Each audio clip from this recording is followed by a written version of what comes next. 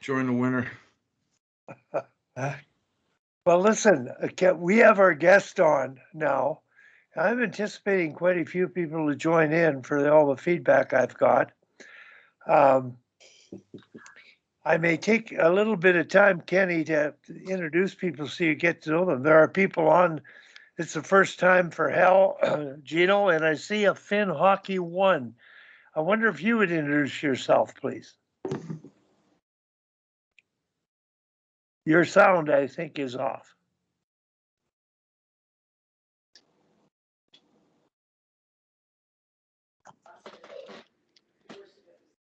There we go. No, it still looks like it's off. So. There we go. Hey, Wally, it's Sean Finn. Oh, good. All right. That's good. Well, Ken, we've got a cross-section of people here. I'll make a brief introduction, then I'll have you introduce yourself for what I've left out, Ken. Ken Dufton, and Ken, you can talk about your dad's role in Toronto minor hockey growing up many, many years ago and how you got involved later.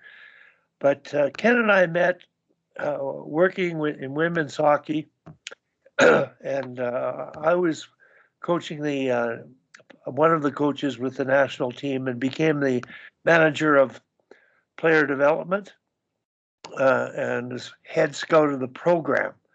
And I met Ken, and he coached at World Championships. We got to know each other very well. And I know we're all experienced guys, and we're all passionate about the game, but comparing Ken to myself, there's no comparison. This guy is the most passionate guy in the game who makes common sense when he chats. I call him for advice when I was mentoring coaches and coaching female hockey, and he manages teams very well emotionally. But his history of hockey and his background, now mentoring at Ryerson University, coaching a high school hockey team, I guess much like it sounds like Hal is in Minnesota. His passion for the game is just as strong as ever. So, Ken, I wonder if you could introduce yourself and tell us a bit about your background. And if anyone has questions, I think most of the people on here that have been on know Ken quite well. And I think there's other people going to that are on. And if anybody has a question at all, just type it in the chat and I'll try to monitor it and make appropriate interventions. So one of the beauties of the site is that we talk with each other, and it's not an enormous amount of people, and we are able to exchange ideas. But in this case, we're interested in hearing from Ken. So Ken, go ahead. Yeah, thanks, Wally. Hello, everybody. I don't know if I would agree with Wally's assessment. I don't think I have the passion that he has for the game. I do love the game, and I think I probably got a lot of shared experience with a lot of people who have been involved with the game for a long, long time. I mean, I played in the, I'm 67 years of age. I played in the 60s. I stopped playing at 18 years of age, and my dad at the time was involved in an organization in Toronto called Dom Mills. And in 67, expansion happened. And my dad went to Philadelphia and met with Ed Snyder at the time and got permission to come home with some jerseys, both home and away. And that started the Don Mills Flyers, which is a AAA organization still in the GTHL to this day. And I went straight from playing into coaching. And certainly in the 70s, it was all boys hockey that I was involved with, AAA hockey, coaching at all different levels, minor Pee-wee, Bantam. And then in the 80s, I met a friend by the name of McCullough McKenzie, one of my closest, dearest friendships I've ever had. And he had this midget girls team that was very, very good. And he was a parent. And he asked if I would come out and run 3 or 4 practices for them that season. And I did. And I really enjoyed the environment. I had girls coming up after the practice, thanking me, hoping that I would come out again, really enjoyed it. I found their level of coachability a little different than I was finding in the AAA system at the time with the boys hockey. It was refreshing. So over the next couple of years, my level of involvement went from running practices to, coaching the team. And as we were moving along, our main objective with Colin and I was to try and provide female hockey at that time with the same resources that the boys had. And I mean, we were at that time when I first got involved, we had 1 hour practice late at night, didn't have the greatest equipment, didn't have any of the kind of support that the boys were enjoying at that time. So we went to work on it, and we took this team senior, and I coached a team called the Toronto Senior Arrows probably for 17, 18 years. And a lot of cool things happened. I mean, I watched our program grow. I watched other programs join in and try to match what we were doing and watched them grow their programs. I watched, on one hand, I'm watching these players grow up because I had some players that played for me for 15, 16, 17 years. I watched them going from high school to university to careers to being married, having kids. So I watched them grow up as people, but I also got to watch the sport grow up. We didn't have a world championship. The very first one took place in 1990 in Ottawa. And previous to that, in 1987, Fran Ryder and the OWHA actually held an unofficial, unsanctioned world championship here in Toronto because I guess the males that were running international hockey and Hockey Canada at the time didn't think the female game was ready for it. They pulled it off. It went really, really well. People were watching, and the next thing you know, 3 years later, we got our first world championship. And a little side note on that, most people don't realize that world championship was played with full body checking. It's the only world championship that was played with full body checking. The rule got changed after that world championship. I also watched other things happen in the 90s. Title IX in the States, which is an equity issue, caused an explosion both north and south of the border as far as opportunities for females to combine academics with hockey. And that was a pleasant surprise. I mean, it provided way, way more opportunities. As you know, we got our first Olympics in 1998. And so, like I said, I got to watch a sport grow up. I got to watch people grow up. And I had like 3 different tracks going on at the same time. And it was, I can't tell you how fulfilling it is. I got to work with some unbelievable people. And even the relationships change. Coaching a person when they're 18 years of age and coaching a person when they're 33 is not the same. I mean, you don't communicate the same way. It changes. So that's kind of my background. I mean, I still involved. I work at Ryerson University. I don't know if I call myself the mentor coach at Ryerson, but certainly Lisa Haley and Haley Irwin use me as a sounding board, I guess, when situations pop up. I'm involved in the PHF as supposedly the head scout of Canada, which is the Professional Women's Hockey League, or one of the opportunities for women hoping to seek professional hockey.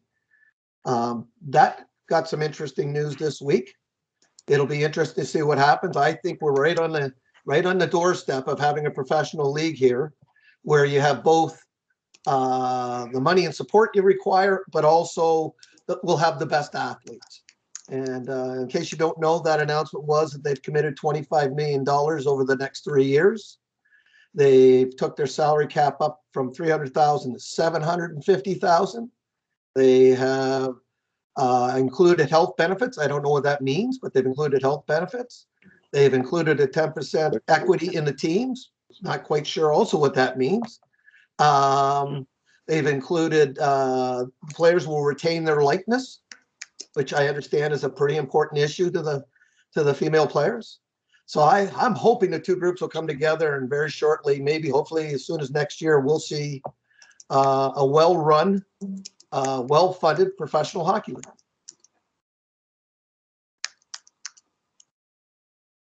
Ken, I'm just for the sake of the audience here, Kim is getting ready for the Olympics, coaching a national female team, and Peter Smith is similar experience. Kim McCullough, obviously, and Sami Jo Small have been involved with the national women's program. And of course, I have been over many years. And I really think the evolution of the female game is, and the changing male game, there's something to be learned now from both parties. Initially, when I began coaching female hockey, the skill level wasn't there. They couldn't handle a puck and shoot. They didn't have the strength and power. And back in the day, it was no different when I played, Gino. When I played, we weren't athletes. But when we had the national team that you joined, you became an athlete. Your brother became an athlete because we trained year round. And I think the changing male NHL game exemplifies the importance of speed, quickness, execution of skills, and the aggressiveness of the game is being dialed down to the point where the game has changed. And I think female hockey is playing a big part in teaching us how that game can be played on the male side. So kudos to Ken and all the work he's doing. And if anybody has any questions here, Sami and Kim, welcome aboard. Kim, we have some new people on board right now. And if you and Sami could introduce yourself and have any questions for Ken to get this rolling, go ahead, Kim. Thanks for letting me go first, Wally. Sami's a tough act to follow. Hey, Kenny, how are you? I'm good, Kim. I'm, as a fellow Torontonian, Kenny and I have crossed paths many times, although I've never been directly mentored or coached by Kenny. I feel like the last 30 years of my hockey experience have been heavily Ken influenced in all the right ways. But I'm here at Leaside, so I'm the director of hockey operations, so coach and player development here at Leaside, where I grew up playing, and I've been coaching here as a bench coach for 13 years. And I also run a business called Total Female Hockey, so I've only ever really coached the girls. And yeah, I learned a lot from Ken over the years, and I have a lot of great stories and a technical question that I'll bother him with later. Yeah, no, I'm happy to be here and excited to hear more from Ken. We're lucky to learn from all that he's done and experienced. Sami Jo, if you could, you've got the little one there and she's babysitting, so Sami, could you make a comment? I've got Helters has typed in a question that I'll share, and then we'll call upon Peter and Tim. So go ahead, Sami. All right. Well, yes, we are homeschooling currently. My husband is heading to Beijing, so we're trying to keep him healthy and safe before he leaves. I was lucky enough to play for Ken for a long time, and I think for all of us that played, all of us that played for Ken, I don't think we really realized the impact that he had on our lives and our careers until later, until we became adults in the real world, I think. So most of us, I think, are so grateful and just so appreciative to have been part of such a program, that we had somebody like Ken that believed so strongly in us as athletes and as people, and treated us in that way, and treated us individually and different. That didn't exist in women's hockey. So I feel so fortunate. So thank you, Ken, for being on here. If you want to learn more about that, you can read my book, which I talk a lot about Ken and his influence, I think, on women's hockey. There's a couple things I think that would be so valuable for this group that I think maybe you can talk about now or later, whatever you choose. But in the interview you did with Wally leading up to this, when he was asking you questions, I found it so intriguing that your sister played. I didn't know that about you. That was amazing. So that's one point. But also the resistance that you probably got from your peers when you told them that you were coaching women's hockey, and how you found sort of the internal strength to believe so strongly in this product before most people believed in it at all, and whether that, maybe had to do with your sister.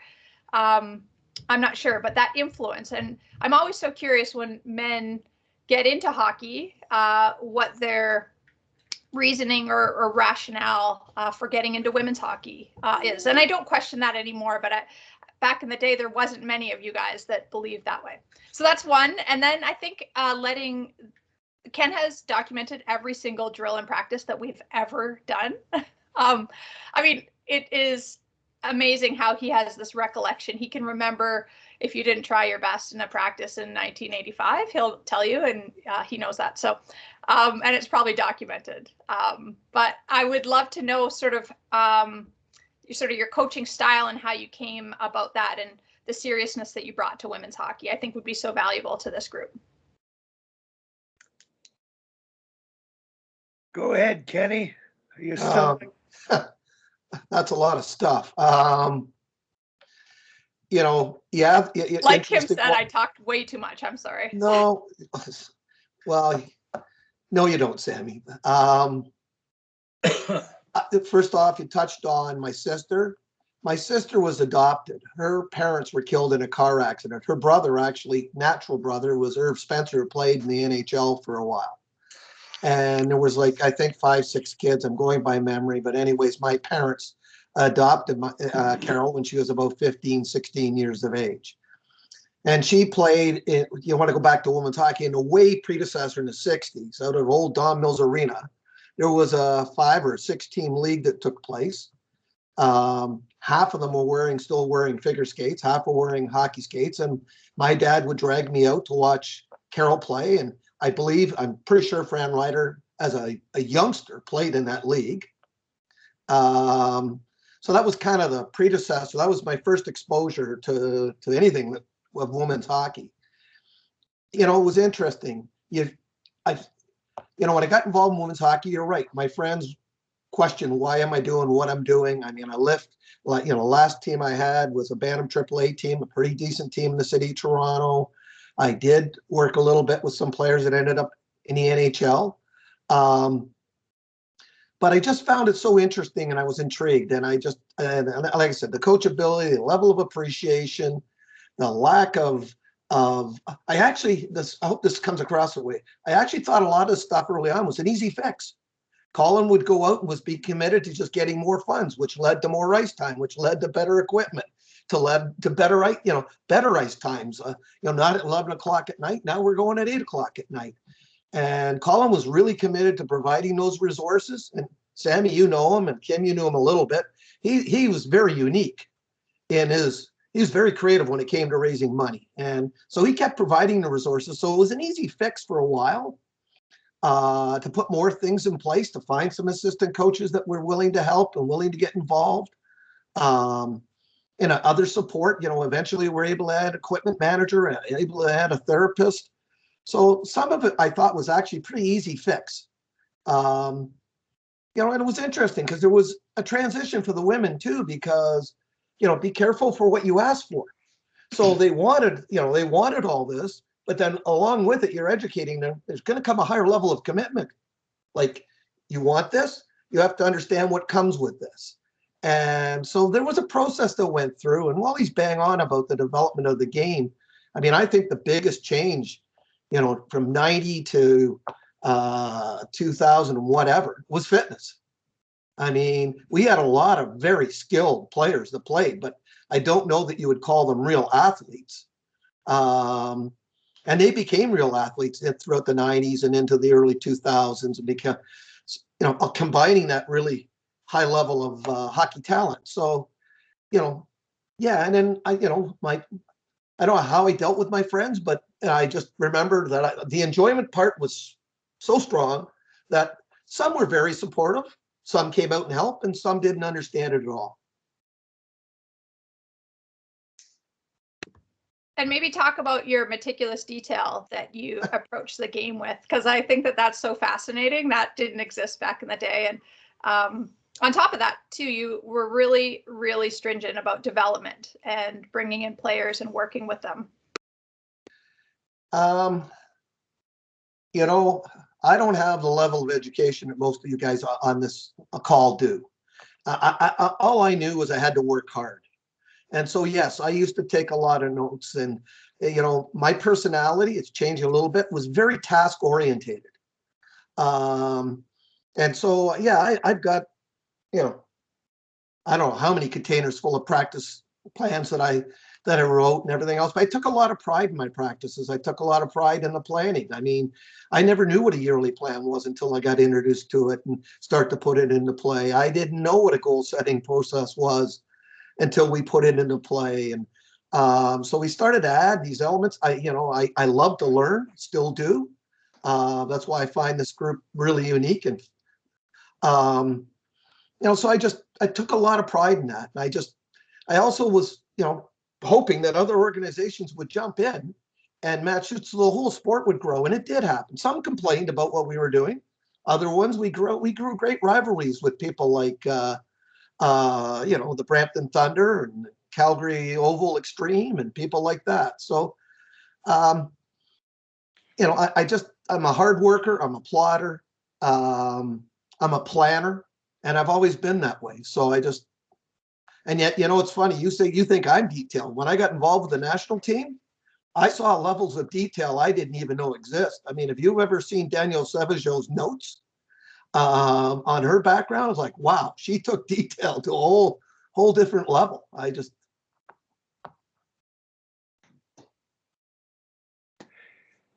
I'm just wondering here, I've got Peter Smith, you have a question, and so does Tim later. And I know, Hal, your question about coaching high school hockey is really important. Oh.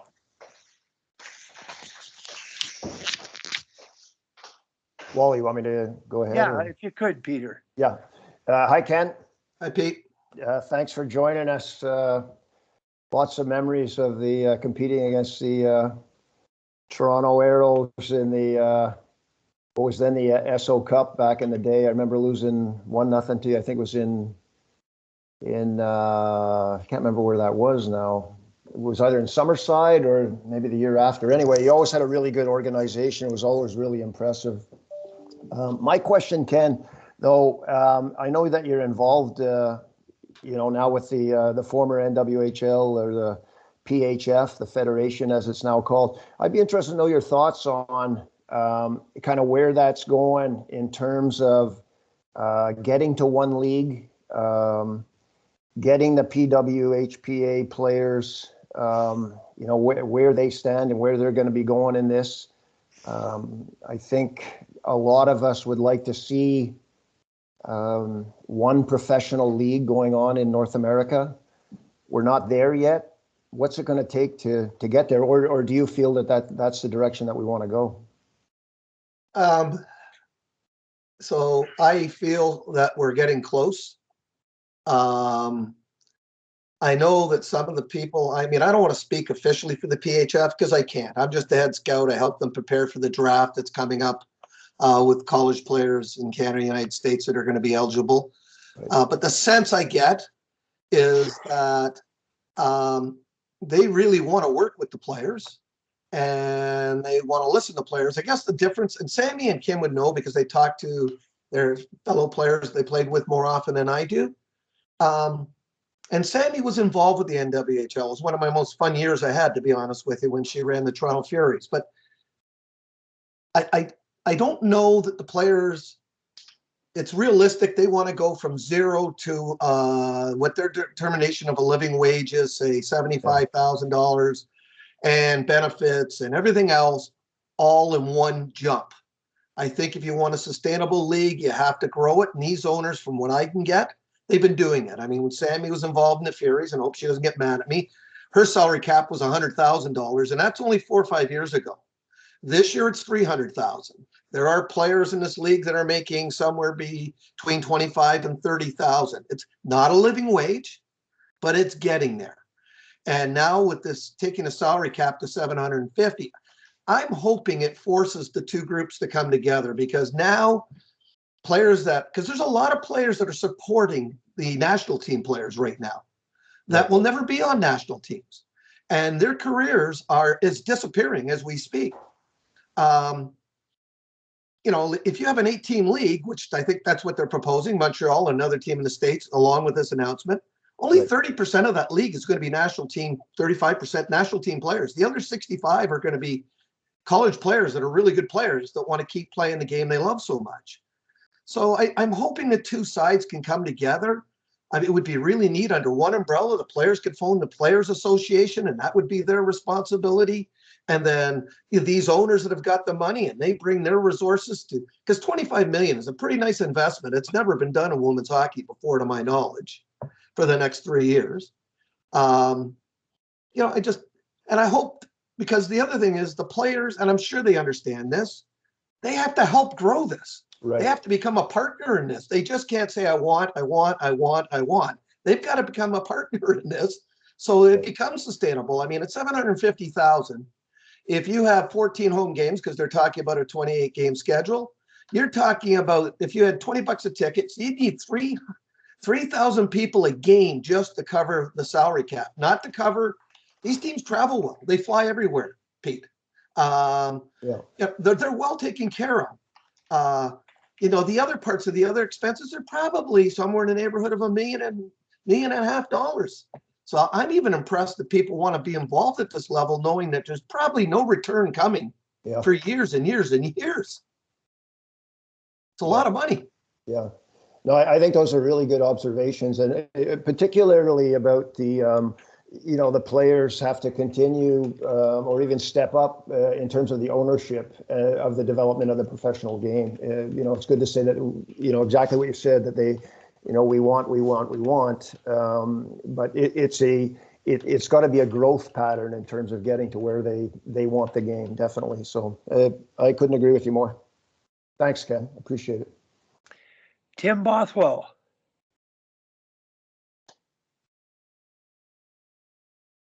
I think you're muted, Tim. Yeah, the old codger forgets once in a while. Good to see you, Ken. Haven't seen you for a while, but really good to see you. I've seen you quite a bit, actually. I've watched a lot of games for Lisa when she was coaching Hungary, getting ready for the World Championships and the Olympic tournament. So I saw you a little bit. Yeah. Well, great. Lisa's terrific. She's done a great job with their group there. And we're obviously really looking forward to Beijing. Wally, I'm going to actually deflect back to anybody that wanted to maybe follow up on the women's professional thing, because I'm going to go in a different direction. So you can come back to me later. Okay. Anyone else in that topic at all? Sammy, what are your thoughts, Kim? I mean, I think I think you answered it so well, Ken. I think all of us that are involved in women's hockey get asked this all the time, and there isn't necessarily the answer. But you know, what is encouraging to me is that people like Ken are involved. People like Lisa Haley are now involved, and hopefully bridging the gap. I think that when the CWHL folded and this other side was resurrected, there was sort of a divide, and I hate that our sport was divided that way. I just, like most people involved, want two sides to come together and create something together moving forward. And ultimately what I like about the PHF is that they have created a business and a business plan and are just moving forward with it. You know, if you want to be involved, then come jump on board. And if you don't, then we're still moving forward. And so I like that business mentality that they've brought. I'm hopeful that the players will see the salary cap as something that they can jump on board with. And yeah, I'm really curious what will happen post Beijing, and I'm excited. I think this is a really exciting time to be involved in women's sport in general. We're at the cusp of, well, I shouldn't say we're at the cusp. There's a lot of great things going on. Lots of games that are being shown on television on both sides, lots of just excitement around the players. And so, yeah, I am very excited about sort of, I guess, the future, even though it can seem bleak at times. And it still gets me down that there is so much animosity between the two sides. sometimes I get so wrapped up in it, and that's when I call Ken and hear just a new, fresh perspective, which is nice. One of the other things I'd like to point out that I'm also concerned about is this hasn't been good for the development of the female game at the highest level. We have a lot of very good young players that are just off the cusp of being national teams players. And to play in 5, 6, or a couple of tournaments every year, that is not good for their development. They need to be playing more often, way more often. And that's just, and this is now what, 3 years of this going on? So it's not even good for the game, in my opinion. My first entry into the PHF will be next weekend at the All-Star game. So I was asked to be an honorary coach. And the reason that I agreed to it was Mel Davidson is also going to be an honorary coach. And so I thought, having people like Ken, like Mel, like Lisa back in the game, if that's something that, they believe in this product, then I want to see what's it all about. And, I don't want to make opinions from the outside. I've been very impressed with everybody that I've talked to with the Toronto Six organization. So we'll see. It's an honorary position, and my team will quickly realize that I'm a terrible coach, but it'll be a lot of fun. I wanted to add one thing there, because I'm so immersed in minor hockey. I am not involved in the pro game at all. Some might say when I played, I was barely involved either. But as someone, I was a player who was always on the outside looking in, as Ken kind of alluded to, as a non-carded, non-national team player. They do make up the lion's share of the league. And I think that's important that Ken address that, and that those players, have a voice. And certainly carded athletes who may also have sponsorships and those types of things, are getting compensated in a certain way. I agree. It's not, it's not Connor McDavid money. But I do think it's important, and I always fought for that. I know Sammy and I back with the CWHL, I was always a champion for the other players who perhaps weren't going to make the national team, but still, took up a lion's share of the league. And I've always thought, as someone who's so involved with minor hockey, I think it's great to aspire to be a Sami Jo Small or a Marie-Philippe Poulin, but to be, a doctor, lawyer, all the other people I played with and against when I played pro, I think is also a very realistic and probably more lucrative goal right now for a lot of those women. So I love the juxtaposition of those two things, and that people aren't just looking at playing professional hockey in the women's side purely for the monetary side of it. So thanks, Ken, for bringing that up, because I think it's an important piece that doesn't always get brought up. And sometimes, it feels like a lot of the conversation is carried solely by the national team players. And I think it's important that we address both sides of that coin. Well, when I worked with Sammy and Courtney Bouchard was the head coach, I told her that I thought the most challenging thing about coaching that level is you had basically 3 classes of players.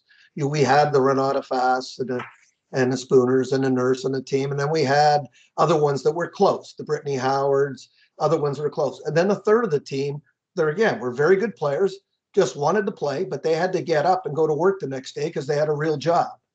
And we talked about it as a coaching staff, where you have to, make everybody feel valued and everybody respected. The ice time isn't exactly equal.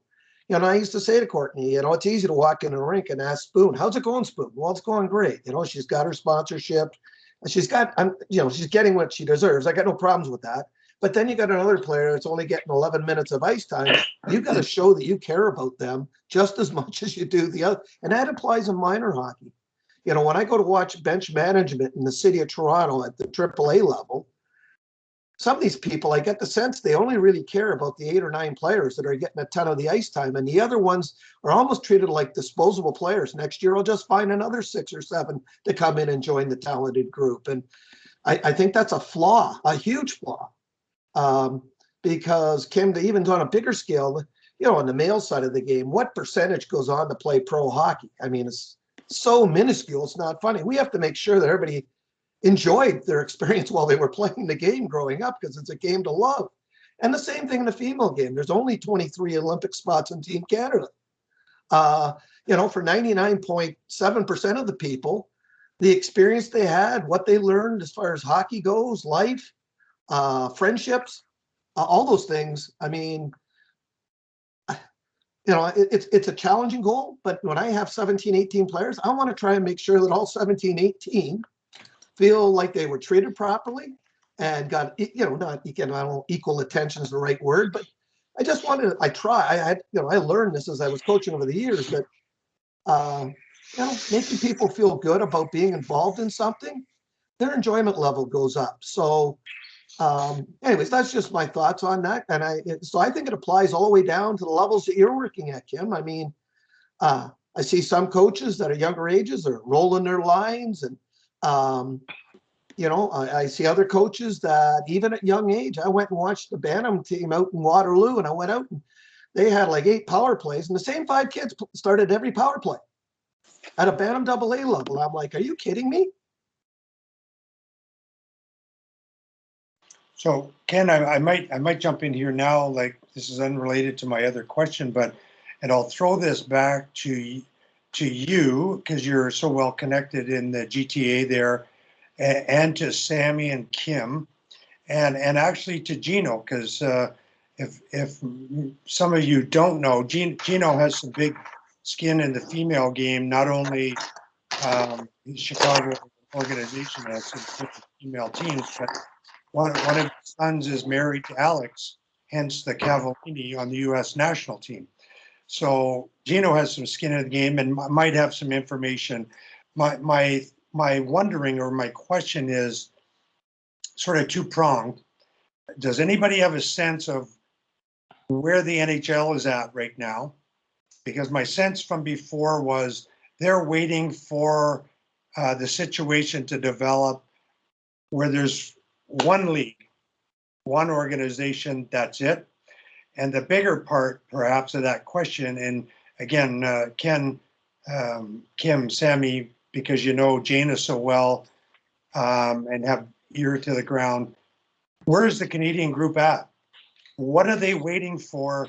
This looks like a golden opportunity. If they folded their tent and there's one organization, my sense is the NHL would then be ready to jump in, and that's the missing element. It seems to me that the PHF has moved ahead. They're out in front of the pack, and sadly, Jana and her group, and I know Jana well, terrific person, but they seem to be sitting on the sidelines. What's Sammy, Kim, what's your sense of that? And Gino, I don't know if you have any input via Alex. Go ahead, Ken. You can start us off. Well, so I don't want to I don't want to get myself in trouble, but the NHL last summer or whenever, Kim Davis, senior VP with the NHL, I think tried to get a lay of the land for the NHL. So she talked to a lot of people, from my understanding, on, you know, players, Jana, Ty, all sorts of different, Lisa, all sorts of different people to get a lay of the land as to what was going on. I get the opinion that they've kind of taken the sense that they came out and told both groups, we're not interested in running a league. We're not interested in financing the whole league.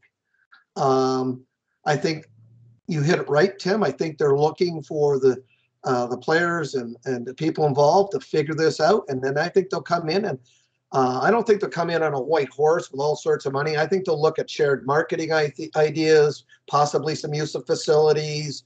I think they'll look for places where they can work together. And there may be some money involved, but I don't, you know, the NHL's also gone through the pandemic. And the one thing I remind myself here in Toronto, not everybody is Toronto Maple Leaf Sports and Entertainment. There's a lot of NHL teams that have taken a pounding during the pandemic. So I think they'll look for shared ideas. I get the sense that you're right, Tim. They're kind of sitting on the sidelines, waiting for this to come together. And I think they've communicated that to both groups. Sammy or Kim? I think Ken is spot on. I think that the NHL has gone through a lot in the last couple of years. I think there might have been more support coming out of this Beijing Olympics for the 2 national teams, particularly. However, I'm not sure that they would necessarily be in a financial position to be able to do what would be like a barnstorming tour or something like that. when it comes to the PWHPA, which is a tough acronym to say, Tim, you referred to them as the Canadian group, but I would hesitate at that, and I would say that they would be more of an American-driven organization with the Canadian and U.S. players heavily involved, and really stepping up and wanting a better future for women's hockey. So I commend the stance that they have taken for sure. And Jana, in all of my conversations with her, has indicated that she is the essentially the executive director that is beholden to the board, which is a player-driven board. And so while she is the face of the organization, I think that she is just disseminating viewpoints from the players. So it is very player-driven. And I think one thing that we have never seen in international hockey before is these two sides working together. So there's some positives that have likely come out of that. It's a very, and maybe Alex's father-in-law can maybe talk more about this, but it is from the outside very clandestine. And for those of us that are alumni or, were in the organization and we're on the management or coaching side, there isn't much information that is disseminated from the organization. So at times it's hard. It seems like they are spinning their wheels, but Tim, I don't know if that's the case or not. I was always hopeful that maybe after Beijing, there's going to be this grand announcement from their side. So maybe there still will be, I don't know. And maybe there's more going on behind the scenes than we know. But I think what Ken mentioned about the NHL is spot on, that there isn't probably much opportunity for them, just given their financial landscape right now, to be able to do too much with women's hockey. But I think they'd be more than willing to get behind something if there is something to get behind. I think that's the toughest thing in women's hockey right now, is as a fan, as an outsider, to know how to help, what to do and what to get behind. And I think the NHL is the same way. They want to kind of be handheld through the process. How can we help? What can we do, without really running a league? That's not something that they want to do. So that's my kind of feeling from the outside. I think, Tim, I think for most of us that are similar to you, it's not like we know much more information from the inside, but that would be my two cents on that. What do you think, Kim? Well, I'm very much on the outside, so I am not in conversation with really anybody who's directly involved, but I'm a super fan of all the games. I think I've watched, I watched all the rivalries. I've watched most of the PWHPA. I've watched all the PHF. I think I might have the most video clips edited from all of those. So I'm happy everyone's playing. The more the merrier for me. And, I try to share it out with as many people as I can to celebrate the game. And, my daughters and I both have PWHPA and PHF swag. So if we need to switch that again under a new name, I guess we'll do that. But no, I think all of it is great for the kids and the families that I associate with. I think it's, they ask me the same questions and I have no idea, but I'm happy it's out there and it's visible and it's accessible for really the first time ever. And although Kenny keeps using video clips of me playing, I'm thankful there are no video clips of me playing around, but I'm happy that Just one goal, Kim. Kenny, it's a bad one. And when you keep showing it, the number of players who've told me, is that you that Ken shows getting undressed in the national championship game? This is when I played for you, Tim, and I was attempting to skate backwards and play defense. I also chose to omit your last name from the book when it came to that. I didn't put your name there. I Sammy, just told the story of the goal. I was sweating the whole time reading that chapter. I'm like, if she name drops me in here, we're going to be in serious trouble. So thankfully there's no video to clip on there, but yeah, so more video, more girls hockey, more women's hockey, I think is great for everyone. And on a side note, most people didn't know it at the time, but Geraldine was pregnant when she scored that goal. So just in overtime. So not fair. It was a 2-on-1 against Kim. Yeah, really. You're absolved, Kim. It's okay. I know that pregnancy gives you superpowers, having coached through all three of mine. So that makes me feel slightly better. But having played against Geraldine for almost a decade, there wasn't much I could do there anyway. So just hope I fall in the right direction. Gino, obviously without betraying any confidences, anything Right. to add to that conversation? Do you hear anything from Alex? I mean, between Alex and some of the older players on the team, Kendall is a Chicago native. I coached Brianna Decker while she was still on the boys' side, but I think they had both the Canadians and the American national teams had a lot of momentum coming out of the last Olympics. And then I go back to a couple of years ago when I mean, I thought it was fantastic that the NHL All-Star Game incorporated all the women in St. Louis and gave them a lot of notoriety. And then the pandemic came, which kind of slowed everything down. I mean, I think, you know, in my conversations with some of these women, you know, including my daughter-in-law, is what would it cost? What would it cost to endow a professional women's league for 10 years? You know, what would the cost be? Travel, salaries, and then back yourself into it with the NHL. Can you guys still hear me? Yeah. Okay. With the NHL, I mean, let's say you had to come up with $25 million or $30 million to endow something like this. I mean, you know, the NHL teams could write this all off as marketing, because that, you know, at the end of the day, they're trying to build their base as well. And that probably they look at the women and the female side of it as a big part of their segment that they can continue growing their base. I mean, it's really, you know, I just keep pushing them, you know, to have those conversations, especially now coming out of this, you know, after the Olympics now, and, you know, using that momentum again, you know, going into the spring and summer. But I definitely do think, you know, the fraction, the league in the States and in Canada and the PWPHA, I think the groups, a unified front is a lot, you know, on the women's side would be a lot more beneficial to them when they're looking forward and trying to market it, you know, accordingly. I hope you're right. I'm a little worried because I watched how hard Sammy worked to try and create what I call an event. In other words, when the Toronto Furies were playing our first couple of games, and we had national team players, lots of them. I mean, when Calgary came into town or Montreal came into town, they were loaded. You know, 8, 9 international play or national or international players on their teams. You know, Sammy worked so hard just to get 800 people in the building. And she made it an event. I mean, she created an environment around the home games and made sure that players were involved after the games, thanking groups for coming out and watching. And I watched how hard she worked just to try and get a fan base of, you know, close to 1,000 players.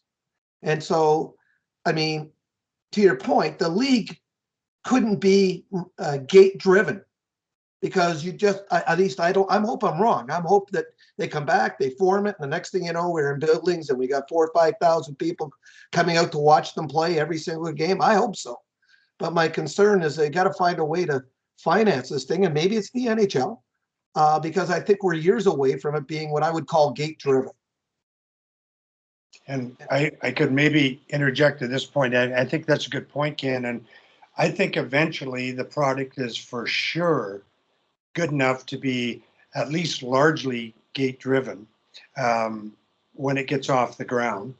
And I will say this out loud, that, you know, and again, we're just throwing out, you know, what ifs and guessing what people are saying or thinking. But although I understand perhaps the NHL response that we're not interested in financing a league, we're not interested in running a league, but it's really disappointing to me if they can't see the marketing value, as Gino alluded to, Yep. of developing a really good women's league and enhancing their fan base.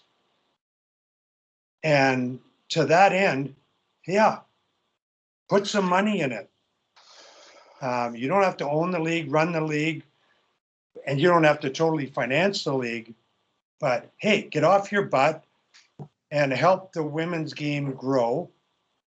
And I've always said, going back almost, 8 or 9 years now, in the early year when I was involved with the Inferno, that part of the equation should be an appeal to the NHL Players Association for each guy, each player in the league.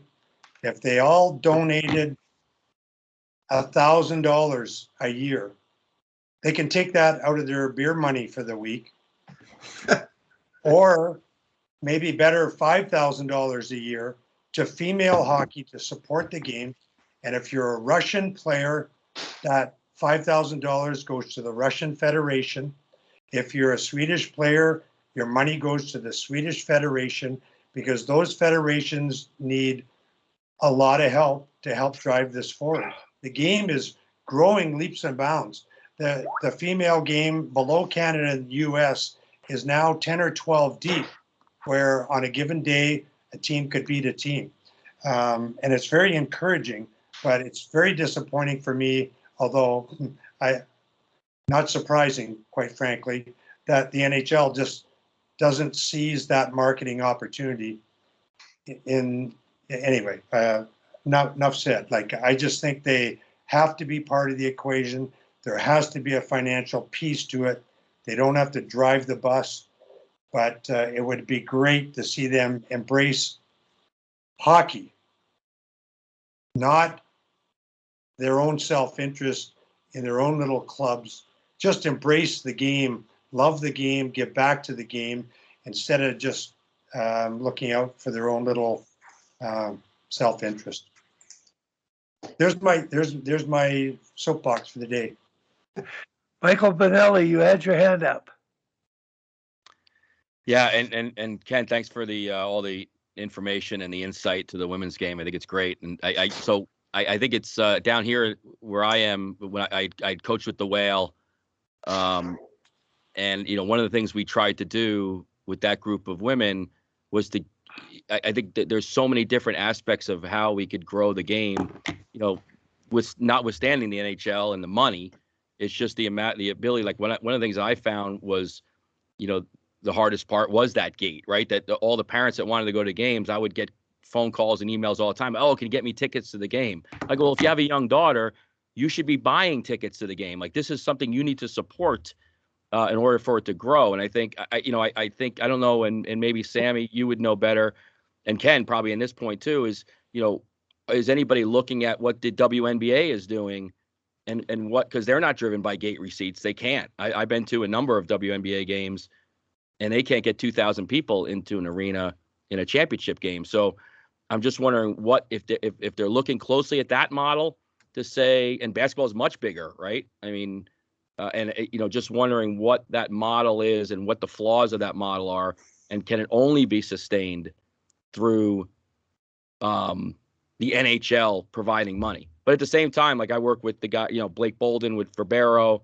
and now Haley, right, with their custom stick. But there's a manufacturing piece of this too, right? That girls want to play, and Kim, you had alluded to this in a conversation the Sharks had a couple of weeks ago, where you want to see that modeling, right? That we have to get more women in front of the equipment manufacturers, the sticks, the pads, the helmets, all that kind of stuff, to encourage more adults to get their little girls involved in the sport as well, and then follow that long-term success. So just to interject quickly, I don't know if you saw the article that came out a couple of weeks ago about Wick. They're addressing exactly what you're talking about right now. Wick has talked about her frustration when she played with the national team about getting her own stick, and it was a cross between Ovechkin and I can't remember who, Spezza. And so she's working with a company now, or at least that's the impression I got in the article. And they're looking at coming out with a line. It was funny because they talked to Cheryl Pounder and she jokingly said, you know, we have boobs. And, you know, so they talked about female specific equipment, but that article just came out. And I think this company in the article expressed a real strong desire to now come out with a whole line of female hockey equipment for the female hockey player. I think it took a year. I know other companies have tried. Mission from the States tried years ago when I was first involved. Maybe there wasn't enough players. The market was big enough to warrant it. I don't know. Hopefully the market now is big enough that, you know, that can happen. And I do have a quick question for you. So, because you've got a player of mine down in Connecticut that I just love, and her name is Shannon Doyle, although her married name is Turner. And I didn't know, she played for me for many years, both at the high school and with the Arrows. So, and I believe Babstock played there for a few years as well. Yeah.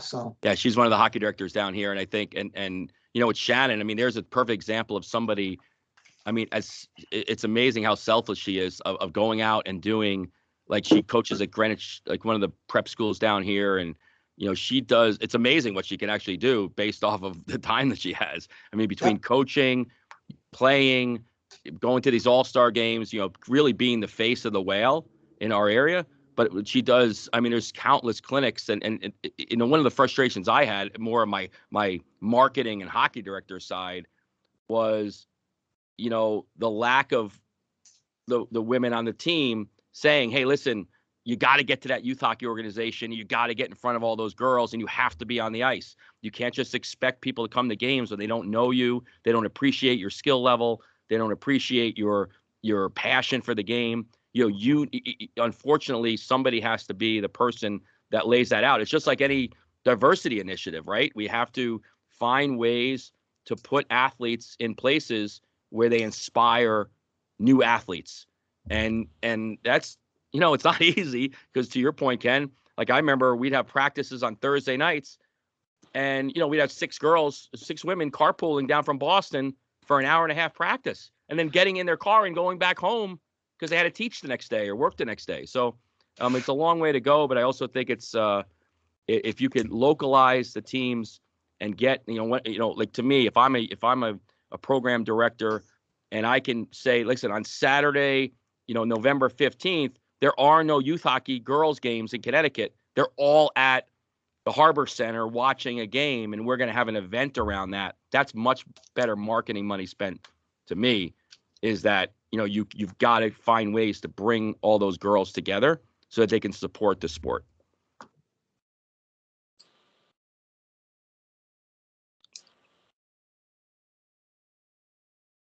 Well, we could maybe migrate over to Hal. He had a question or a line of discussion from earlier. Oh, sure. Good idea. Hal, introduce yourself. Hal, there's been some people join the group, and your background's pretty important. Yeah, thank you. This has really been quite interesting for me. I'm in Minnesota.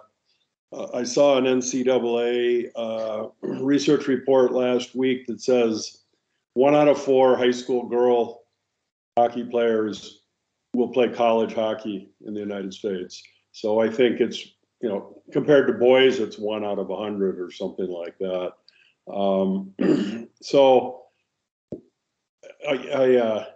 I'm fascinated to listen to this discussion about the professional leagues, because we've got a number of professional players that live right in our area. We had a couple of them coaching in our organization last year, but they didn't come back because they went back to play. They play for the Whitecaps, or they play for the Boston, Pride, or whatever it is.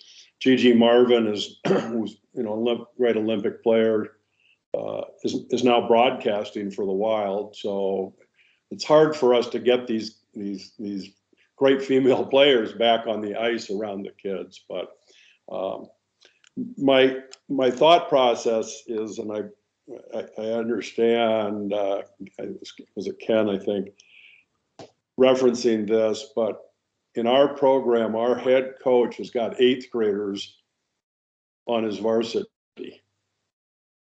along with 10th, 11th, and 12th graders. They're not top 6 players. And I worry about the social and psychological impacts of it. When you've got, girls that are just turning 13 playing with girls that are 17 or 18 and sharing the locker room. This is not unusual. Apparently here in Minnesota, a lot of other high schools that I talk to, they run these 7-player swing lines, and they play JV a couple periods and they stand and watch on the bench for 3 periods of a varsity game. Seems not to be in the best interest of the kids, based on my experience of coaching. I don't know what you guys in Canada see, but I, especially for our female players here, and Sammy, I enjoyed your video, on the podcast that you did. I thought that was great. So, any thoughts? Anybody have any thoughts about this? You're all great hockey teams. Ken talked about that through the youth with high school. I don't know what parallel there is, Ken. I'm surprised that my guess about the States was high school hockey is big there. I know on the male side. I don't know if it's that big on the female side, but in minor hockey in this country, everybody overplays the discrepancy card, allowing them to shorten the bench and try to win games versus letting people play. Mm-hmm.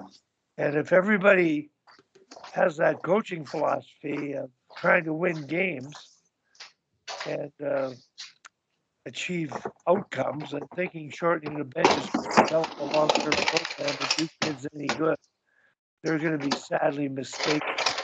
That's the plight. I think one of the differences between boys and girls is that boys will put up with it, but the girls quit. Yes. Right. So they get up and they see they're a junior. They see an 8th grader on the team, and they're looking over their shoulder all the time. And we've got an 8th grader on our team who, in 15 games, has scored 1 goal on the varsity. Had COVID, so now she's coming to play with us today for 3 periods. But a year ago when he did this, he brought 4 13-year-olds up, and 4 juniors quit immediately. And so in the minor hockey, you guys call it minor, we call it youth. I think the social relationships between the kids is really important. If you start breaking those up,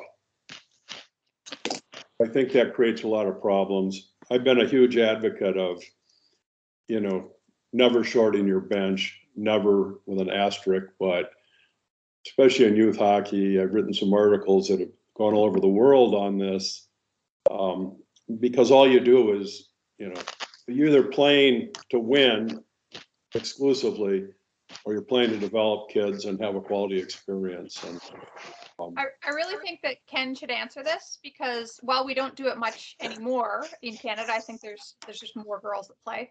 Yeah.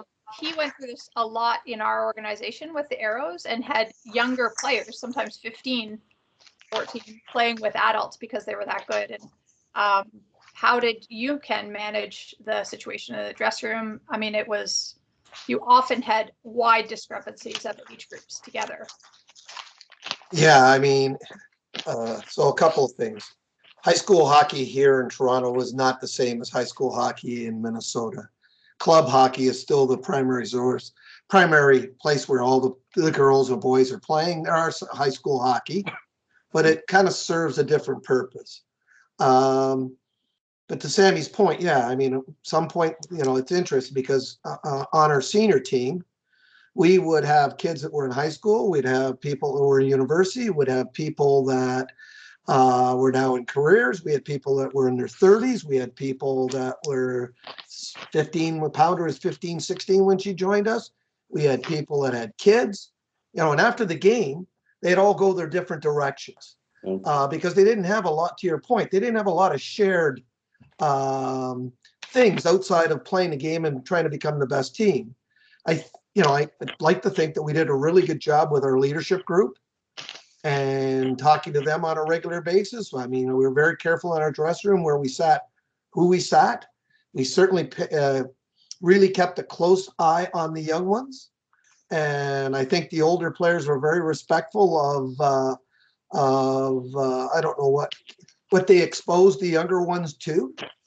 And it was challenging. And, I still think, I mean, it was one of the reasons we had no real strong junior hockey here for women. And that's why in 1993, we were asking kids to go from midget to go play, like the very best ones, to go play senior hockey. That was a huge gap. So in 1993, we started a junior program, and then very shortly, a lot of other people all started to put a junior program. So now we had an intermediate phase, and that kind of got away from what you saw, Sammy, because now they had another place to play before they either got the senior hockey. And then, as I said, the 90s Title IX happened. So now they were going to the States, and we started to get the players coming back after they graduated versus being so young. But for years and years there, for about a 10-year period, it was super challenging. So I can appreciate what you're going through. And Sammy knows that pretty much all my life, I've rolled my lines. A lot of very good players came to play for me, and I told them that, if ice time is your primary consideration, this may not be the place. Even Sammy, coming back, from the Olympics, Sammy, you're going to split with your partner. It's just the way we roll here, and just a big believer that you got to try and take care of everybody's development, not just a handful of your team. So. I can see how that's super challenging for you and how you have to be ultra careful about it. But with us, we had,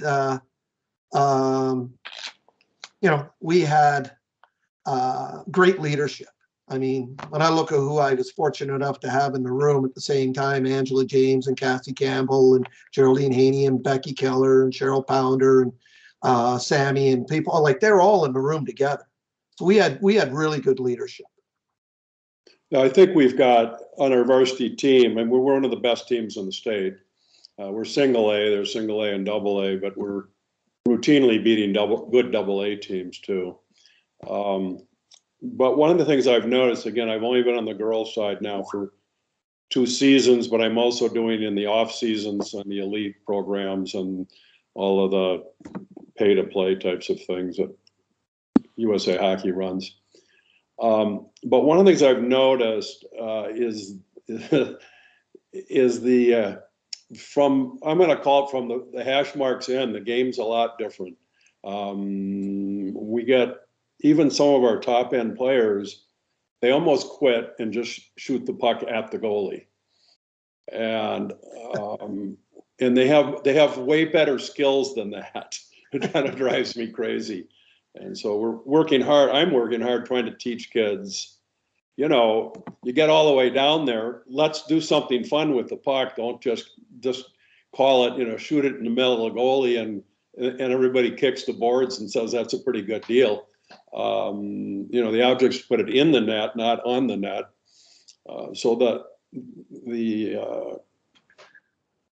I don't know how to exactly explain it, but sort of that confidence of being able to go and make you got 2 or 3 choices as a puck carrier, but routinely we just get the one choice, which is to shoot it and not improve your position, not pass it at the right time. It's all those things.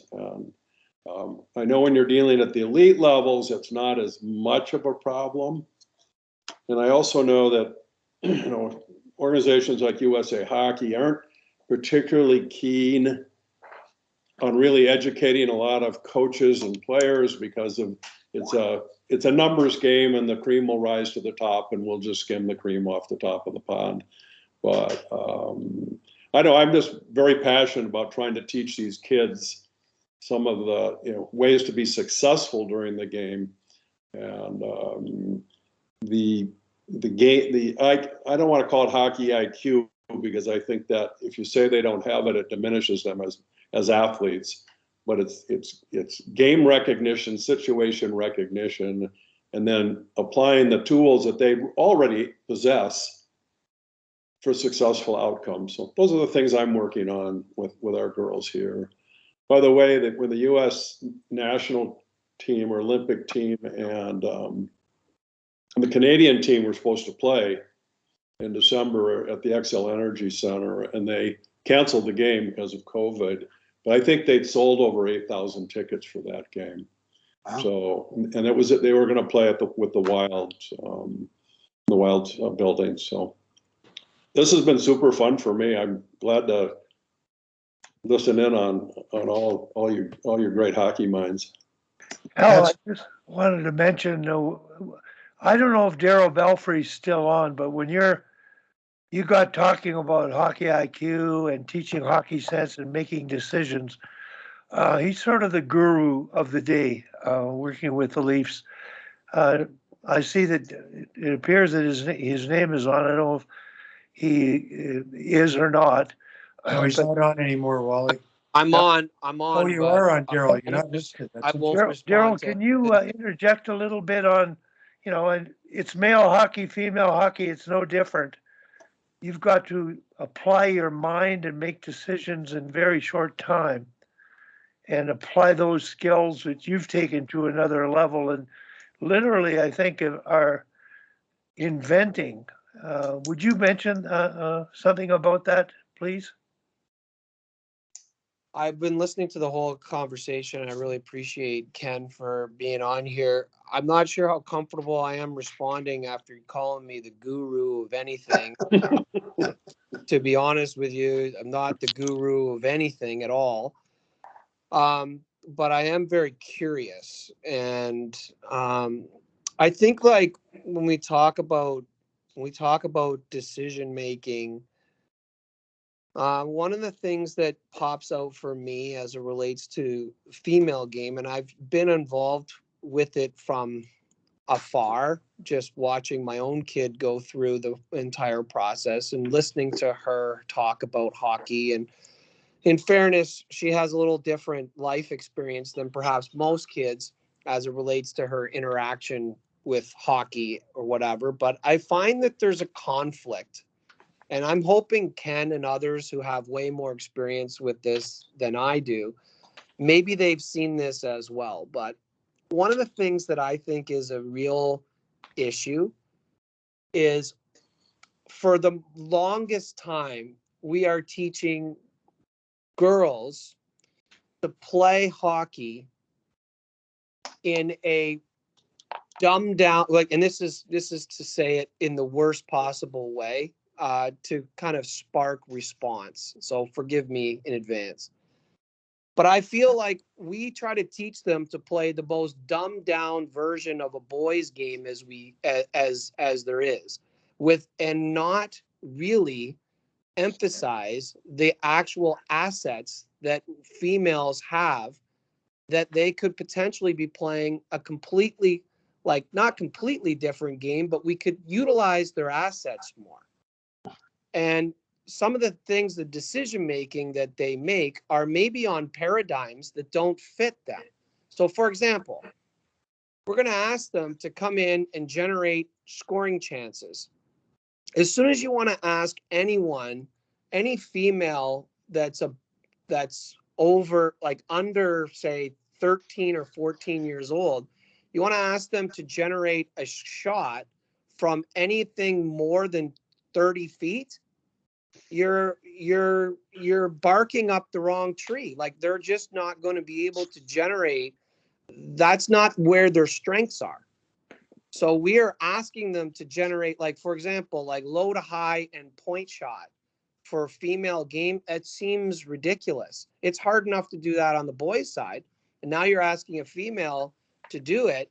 It's really difficult. So, and this is not for today. This is like down the road. And we talk about marketing the game, and we talk about You know, we talk about girls having greater level of enjoyment. Enjoyment comes from some type of feeling of self-fulfillment and enjoying because they're doing well, whatever well is. Is there a way in which we can do a better job of, one, understanding the assets that these girls have to be able to apply to the game and get them to play a female hockey game, not a boys hockey game that just doesn't have devastating contact? And we run them with different principles to achieve different results, to create scoring chances in a different way that maximizes or lends itself more appropriately to the type of skills in which they have. It's only a question. I don't have any answers. I'm just posing it as a question because I feel like we're barking up the wrong tree most of the time in what we're trying to do with them, and we're trying to ask them to do things that just don't fit. It feels like it doesn't fit, and that we just haven't spent enough time figuring out what they do best, what their assets are, and build the game around that. And maybe if we did that, it would be more exciting. They would score more, they would generate better chances, it would feel more authentic, it would feel more like female hockey. And I'll stop there, but I know that's a mouthful, but I don't know that we can talk about decision making until we talk about these types of things. Well, if I could weigh in, good to have you on again, Darryl. I totally agree with you. And I think a large part of the problem, from my view, is that, we hear in the male game on the NHL broadcast all the time, get the puck to the net, get the puck to the net, get the puck to the net, which is a great concept. But what gets lost in it for me, especially in the female game, is there needs to be an identification. Is there traffic at the net? Is there traffic arriving at the net? Is there a stick present for a potential tip or screen? That is the key decision-making trigger for me, especially on the female game, as you alluded to. Like from outside 30 feet, there's like 3 women in the world who have a legit chance of scoring, maybe, especially on somebody like Sami. But it's that coaching perspective. And honestly, I believe I saw it far too much at the national team level in the last 10 years. Come down the wing, throw the puck at the net, no traffic, no stick, nothing. It's a giveaway. Let's play possession hockey on the female side. I think that's the first step. And we're certainly trying to do that with our Danish team here, but the coaches aren't that good. So it hasn't really sunk in quite as well as it might have. But we talk about it to the girls all the time. That's a wasted shot. That's a turnover. Just like the NHL guys have learned at 3-on-3 and even 4-on-4, you don't put that puck to the net unless there's traffic, unless there's a stick, unless there's an opportunity to create a rebound to score. And the females in particular need to bring that, and the coaches need to bring that mentality to the female game. And I think we'd be at least a step ahead. And then if I could, before I shut up, I'll go back to Hal's original sort of premise or question about the 13, 14-year-olds mixing with the 17, 18-year-olds. And it's always been an age-old, very difficult developmental question. And it's where it's perhaps the biggest flaw in the US system, as opposed to Canada, where generally speaking, the 13 and 14-year-olds play with 13 and 14-year-olds. And it's not uncommon in Canada, and it's, in major junior, it's the same question. Do you add that 16-year-old to your lineup and have them play against 18, 19, 20-year-olds. And it all comes down to, can that person develop in that opportunity? For me, players need to be in an environment where they can succeed. And so if a 13-year-old cannot get legitimate ice time on your team, Hal, I would say no, she should be playing on a JV team, period. And the same thing for a 16-year-old thinking about playing major junior. Are you going to get ice time that will allow you to develop? Otherwise, no. Stay in midget, stay in tier 2 junior, where you can develop your skills, develop your confidence, because it's critically important. And in particular on the female side, that social element, I think I can speak, and Ken probably knows, but I think I can speak for Mel Davidson, and her response would be, no, it's not a good social thing for those 13-year-olds to be in the locker room with the 17, 18-year-olds who are talking about, should they, have a beer? Should they smoke a joint? Should they have sex with their boyfriend? Whatever it is. Maybe not appropriate conversations for a 13 or 14-year-old to be hearing. So Mel would for sure say, I think it's not a good social thing for the females. So that's a lot of stuff, as they always. So I've gotten a lot of that kind of feedback from developmental people, social psychologists, and really smart people that agree with that. And Darryl, if you're still on, I have emailed a couple times. Your book is awesome. I bought a couple of them and I've been sharing them around with people. So thank you for writing that book. You're the appreciate it. Thank you. You are the guru. That's 5 sales now, Darryl. Great. I know. Phenomenal. So it's awesome. But, I think, but I love your comment, Darryl, about, we have to ask these kids more about, we have to understand more about how they view the game and what they think. My solution has been, I've been working a lot on zone entries, other than just racing down the wall and getting smashed by the defenseman, and creating time and space using the Gretzky move or the reverses, and allowing things to happen and moving into space and making the D come and chase them rather than them going right at the D. So we're getting there, but it's slow. I think the other issue is that most of the girls, high school coaches in the state, myself included, are men. And we tend to coach the way we coach boys or men. And we're coaching girls, and it's a different deal. And you typically coach the way you were coached. And until you open your eyes and realize you're coaching different kinds of people. So, so I'll be quiet now. Thanks very much for letting me into your space. I really appreciate it. Kim wants in. If this isn't my wheelhouse, I don't know what is, boys. I got to run on this one. So, Hal, I've been patient, but those who know me, know I'm not patient. Typically, I'll give you some players. Tell your players to watch Spooner, Rattray, Johnson, Rock, and Carpenter. To me, that's the piece that's missing in the game right now on the female side. It's how I played from the hash marks down, and it, for some reason, is a lost art. And I think I've started to figure out why. If you look at the core curriculum at Hockey Canada, and I apologize, have not dissected USA Hockey's, we look at the fundamental skills that we want to teach, and physicality is not in there. Right. It is in there on the men's side. Checking is a module.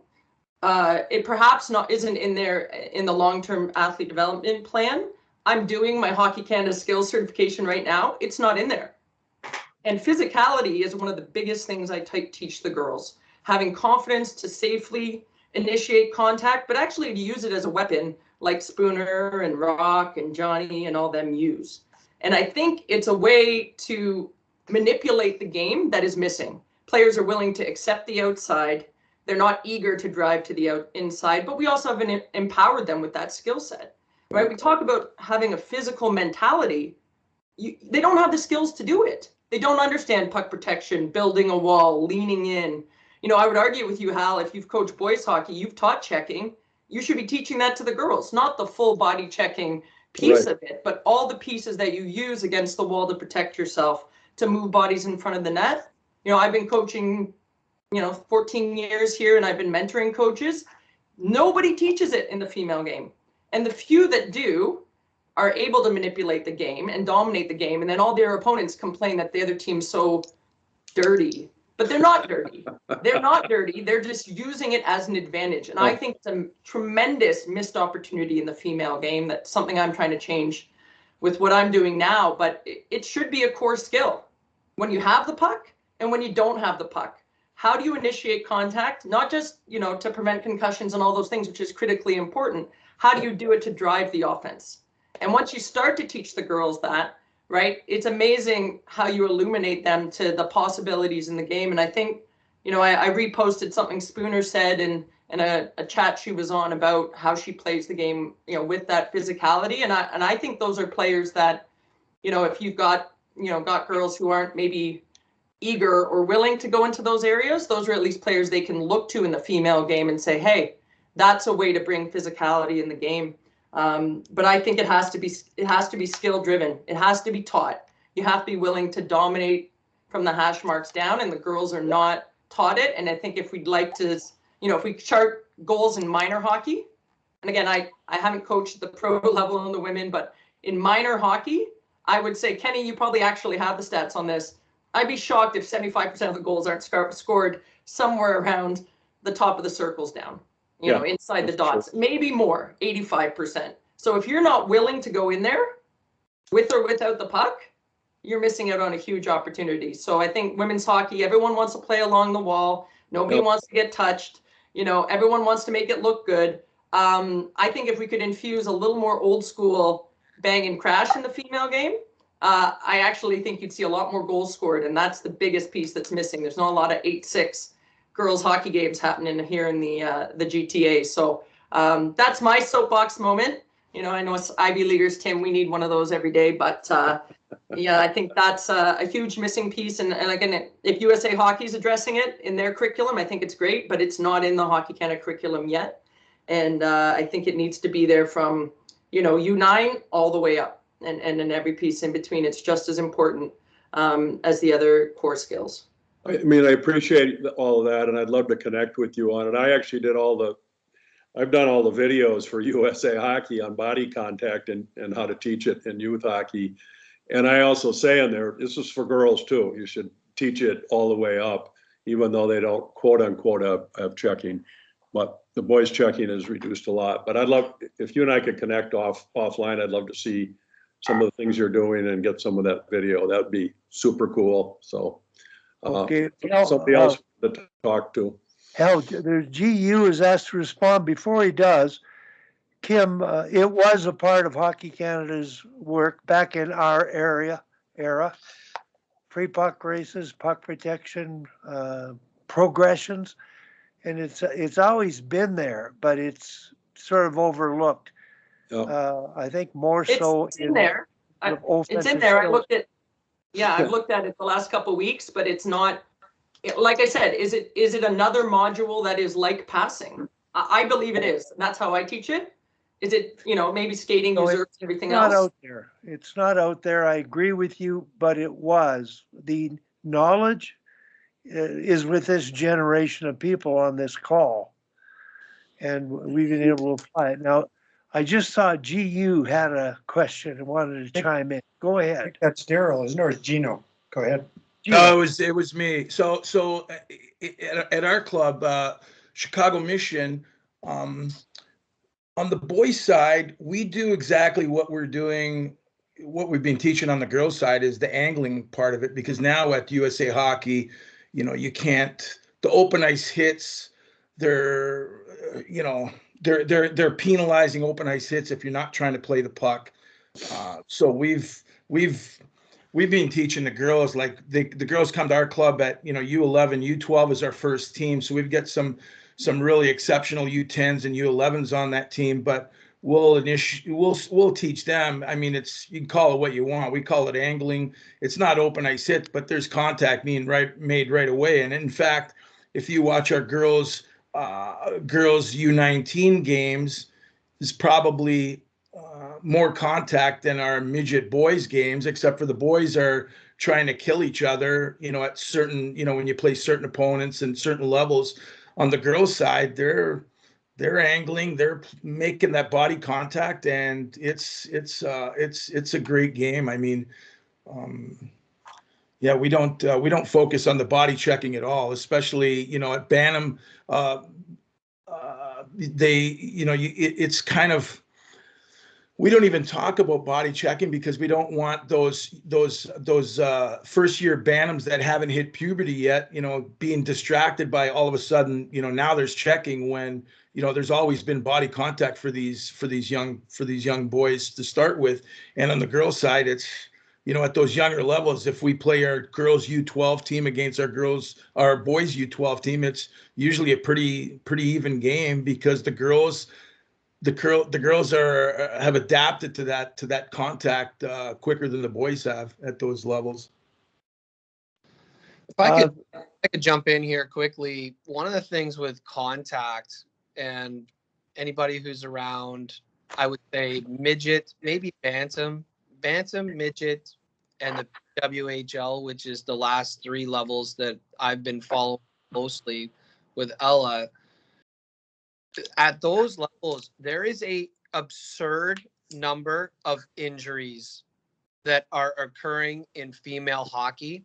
The number of, and I'm talking serious injuries like concussions.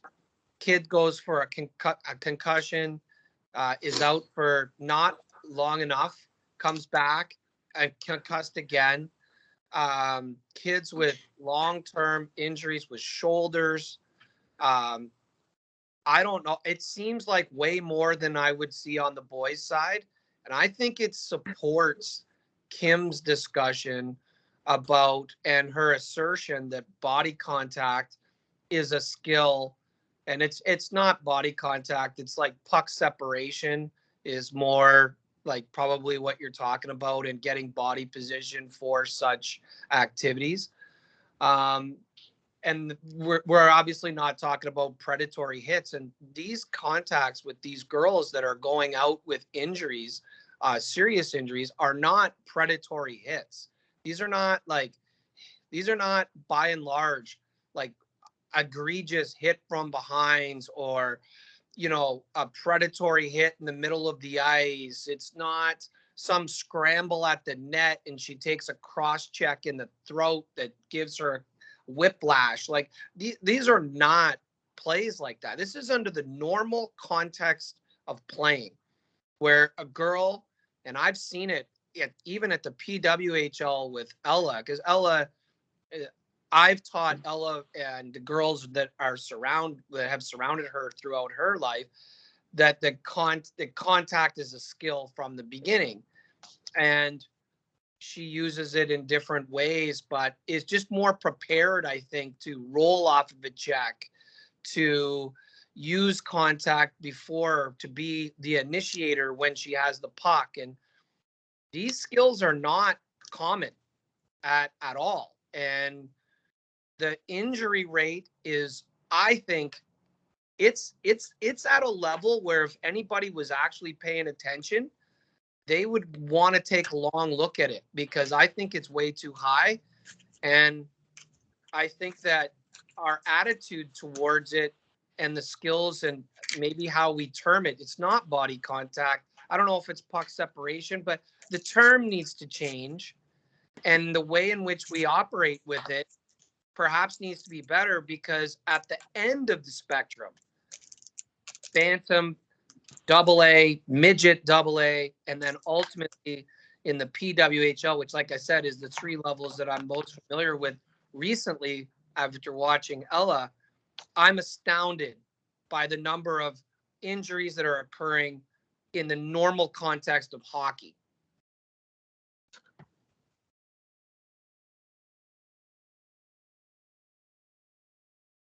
Darryl, I think you're right. And I think, so just sorry to jump in again, I think part of it is awareness and scanning, and you've talked at length about that. And, you know, I think there's always that piece in the boys game that you're worried someone's going to run you over. And in the girls game, you don't quite have to worry about that. You know, I played against the Mission a long time, and, you know, coached in the PWHL or a long time too, and against Kenny. And I agree. I think a lot of the injuries are, like I call them, they look like games of chicken.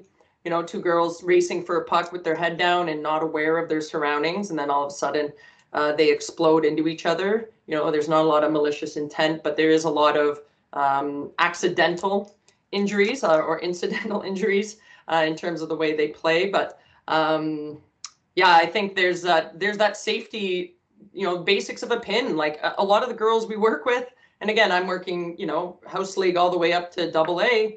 Like, they don't even understand how to pin someone, let alone how to get out of a pin, you know, against the wall, which I think is a pretty fundamental skill, you know, trying to do that at speed while reading the play of, you know, 8 or 9 other players on the ice, especially at the speeds you're talking, or the levels you're talking about, the speeds they play. You know, I have to say, and I don't know the stats to be true, I've asked for them, but you know, this is my assertion that when they took us obstruction interference out of the game, right? And Sammy would know this, and Ken would definitely know this, right? Like back when I played, it was the only way to slow down people like Geraldine Heaney was to give them a little hook or set a little pick. Since then, the injury rates in women's hockey have exploded. So I'm not saying necessarily to put it back in, but we've lost another means of slowing people down, right? We don't have the full body check. We haven't been taught the skills to, you know, use that physicality in a proactive way, like you were talking about. So now you can't even, you know, give that little hook or that little jab or that little pick to slow them down. And I agree, at the AA level, sometimes you can get away with murder.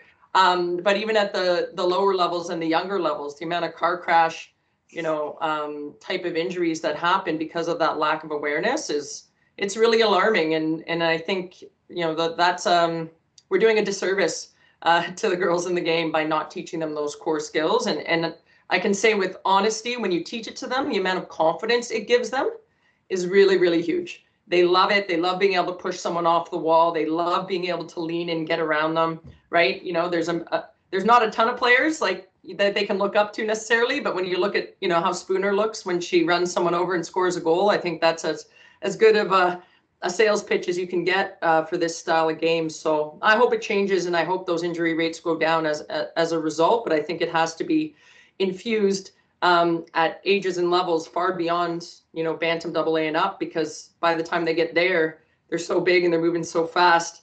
You know, I'm not going to say it's too late in the game, but they certainly better served by getting it at a younger age.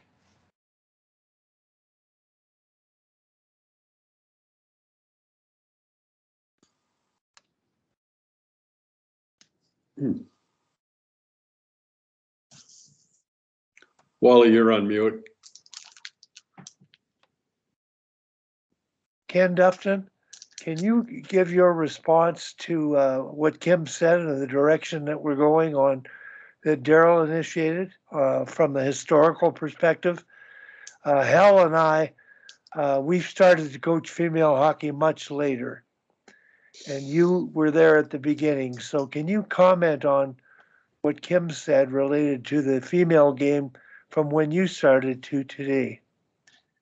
Well, as I said earlier in the conversation, my first 8 years involved in the female game, we had full body checking.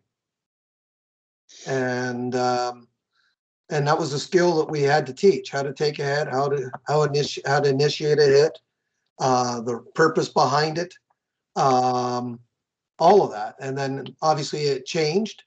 I agree with Darryl. I think we have to look at the female game and look at what we've been teaching, and, you know, figure out what works. I mean, you know, I'm with like everybody talking about here. I mean, I don't know whether I'd say the goaltending was ahead of the shooters, but the truth of the matter is there was very, very few women that I coached that could overpower a goaltender from any distance whatsoever. And, you know, we talked about that a lot. And we had to find other ways to try and generate scoring chances. And I agree with Kim about the, you know, some cases and about the train wreck concept happening. And I agree with Darryl there. A lot of times you go watch games, people are being hurt, and it's not a result of something that was malicious. So I do think it has to be taught at a younger age, and continue to be taught throughout their, as they move up the age groups and the skill ranks.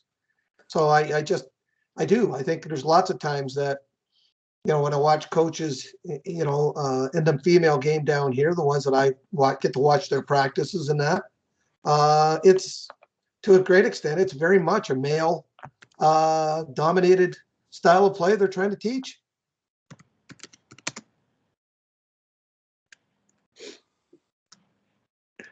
I think you use the word teaching, Ken. I think the majority of coaches, and I'm generalizing here, but observing practices and having to evaluate even high performance coaches run a practice, they don't teach. They don't accomplish the purpose of the drill. So I think what's missing here, and like Kim alluded to, is you got to teach those. You got to be able to break a skill down, break a tactical skill down one-on-one, and progressively build on it. And that happened in our era years ago. That was a part of how we were prepared and taught to coach through certification programs, but it appears not to be the case now. So hopefully coaches realize the task they have is teach first and let them play second. So. Okay, any other comments out there in the audience? Now, is Dave Barrett still on? Dave? Yeah, Dave's, if he is I'm on. here, Wally. I'm just unmuting myself. Okay. I'd like Dave to introduce himself and just give a bit of your background, Dale, because you've been sitting in and listening to this, and I'm really glad to see you again and see Al Ramsey again. So, Dave, would you introduce yourself, please? Sure. Dave Barrett, obviously. I hate to confess this, Gino, but years ago you ran me over a couple times, but that was a long time ago. And I actually ended up coaching the St. Michael's Buzzers later in my life, so you can familiarize yourself with that. Sorry about that. Yeah, no. Now you say you're sorry.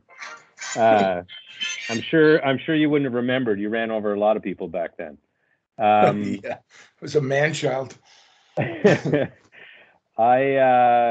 I'm glad to be on this call. I'm glad to have an opportunity to listen to Ken. I've been battling trying to get on Skype for a while, but I was involved in this with Wally maybe about a year ago and kind of disappeared. I'm a professor at the Ivy Business School in Canada, and coached the women's team at Western for a couple of years. And just really interested in a lot of the stuff you guys are talking about as far as women's hockey, the development of a potential professional league. I have lots of ideas about that, and still have a coaching bug, even though I'm not currently coaching. I don't know what else you need to know, Wally.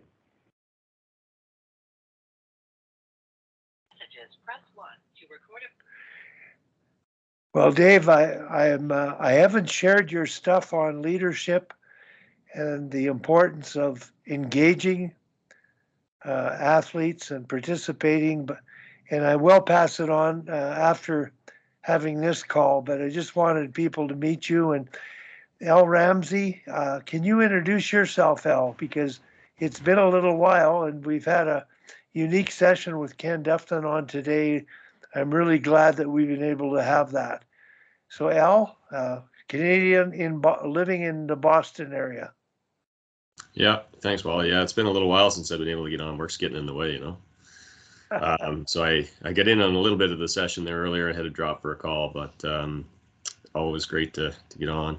So I'm a hockey director at Youth Association south of Boston, and I'm also there. I coach Learn to Skate, Learn to Play, a lot of the in-house programming. I'm coaching at the 10U level there, and I also coach a 10U team over at a club association here in the Boston area. So thanks for all the conversation today. Okay. Ken, I'm just going to turn it over to you. You and I talked for an hour and a half or so yesterday on a Zoom call with MJ Jennings, and well, we got started and just went so many different directions. It was absolutely amazing. And you had mentioned getting there at the stage, and most of the players that were on our national team in Nagano and the 2002 Olympics, you were very familiar with. And then you eventually got involved in the national program. And I found my exposure to being with the national program got me really finding out about what it takes to really be an athlete and get yourself to the next level. So I wonder if you would talk about that a bit, because on the female side, that sort of was what was missing from the beginning. Ken? Yeah, I mean, so from the development of, say, the first Worlds in 90 to 98 and even 2002, being involved in the national program at various stages, it became evident that one of the biggest opportunities for the players to improve was through their fitness. And so through the 90s, that started to get introduced. And it took a higher priority on things. So you watch the transformation of them going from being really skilled players to also becoming real athletes. And you saw what we call the short-term benefit. And then you also saw after 4 or 5 years what I would call the long-term benefit. And I think that was probably one of the biggest areas of the game growing up, or whatever you want to call it, the development of the game. Skill development started to take a higher priority as well, but fitness certainly provided early on the biggest opportunity for us to see the development in the players. And it was interesting because I don't have that kind of background. So it was all about going out and creating a network and meeting people that had expertise in the various areas that you wanted to introduce. And I call it the concept of starting to work with the whole athlete started to take hold in the 90s. We're not just teaching them hockey, or as far as on the ice goes, we're worried about their mental training skills. We're worried about their fitness. We're worried about their nutrition. We started to look at the whole, at the person as a whole athlete. And, I look back at 98 and 2002, Wally, you know this because you were there. In 98, we didn't get our fitness right in Nagano, and at the end of the day, I think the evaluation was that came at a heavy expense, and it's one of the reasons we weren't successful. Whereas in 2002, and Sami was there, she was part of this. It appears that we got our fitness right. You were there working with Danielle and Mel as coaches, but you were doing things against Team USA on game days throughout the year that you would not do if you were trying to, if your sole concern was winning that game that night. And you were overtraining at times, leading through. And so everything was planned based on Salt Lake City and getting the timing right, when to taper off, all of it. And now you look at it today and it's pretty much routine. You watch these players and their commitment to fitness and training and all the other aspects of the game to become the best player they possibly can. But it was, like I said, it was an exciting time for me to watch. Tim, I'm curious about Team Denmark, and you've been with them a couple of years now, a few years, and talking about what we're able to do in Canada and the USA with our national team.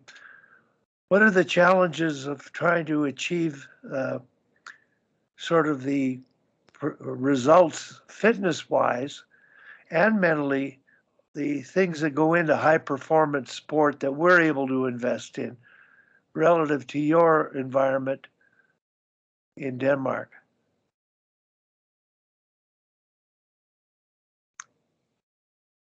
I think you're muted, Tim. Thanks for that question, Wally. It dovetails very nicely with what Ken just said. And it kind of parallels exactly what he said. Like when Peter and I came on board about little over 2 years ago, that was job one. And Peter's done an amazing job at sort of pushing, pulling, prodding the girls to jump on the fitness bandwagon. And we have improved ourselves so much. It's really remarkable. And, sort of what Ken's saying, I think, is it's a bit of the low-hanging fruit, really, because as an athlete, you have total control over that, and you simply have to commit to it or not, or somewhere in between. And if you fully commit to it, which almost all of our girls did, there are remarkable gains to be had. And it's really been terrific for us to see that progress, which really helps us. We're trying to play a really aggressive, very aggressive style of play, from the forecheck, penalty killing, everything. So it really helps us in that regard.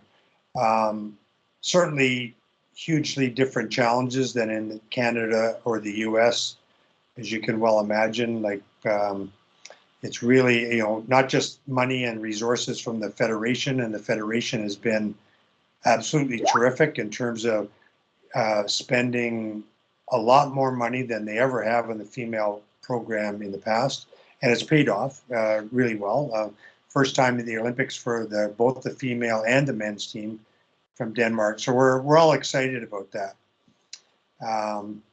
And one of the other things, and I might turn this back to Ken, because when I deferred really early on, this will be sort of what I was going to ask Ken to sort of talk a little bit about. And fitness being a big part of that, but we needed to create a culture and change a culture, and have buy-in to the culture.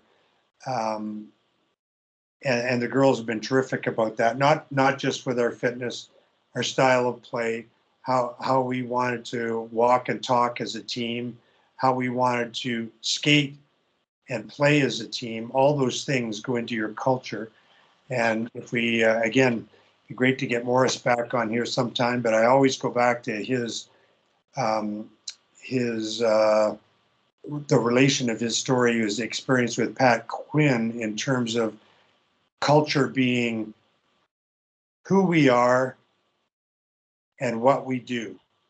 And just reading that book that Barry put us on, Be Where Your Feet Are. And one of the things that Scott O'Neill talks about in terms of culture is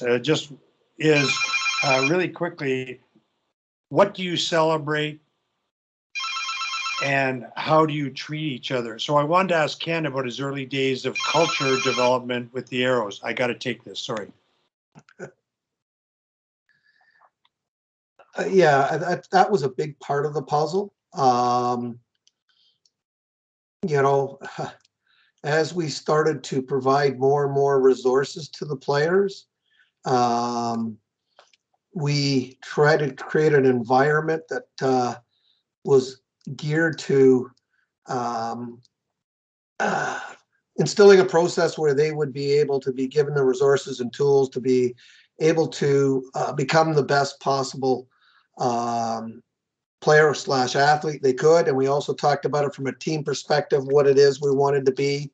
We put certain things in place that, to Tim's point, they bought into, which was really, really important. I mean, it's interesting hearing Tim talk about this because Lisa, basically, talking to Lisa, she had to instill the same kind of things with Team Hungary.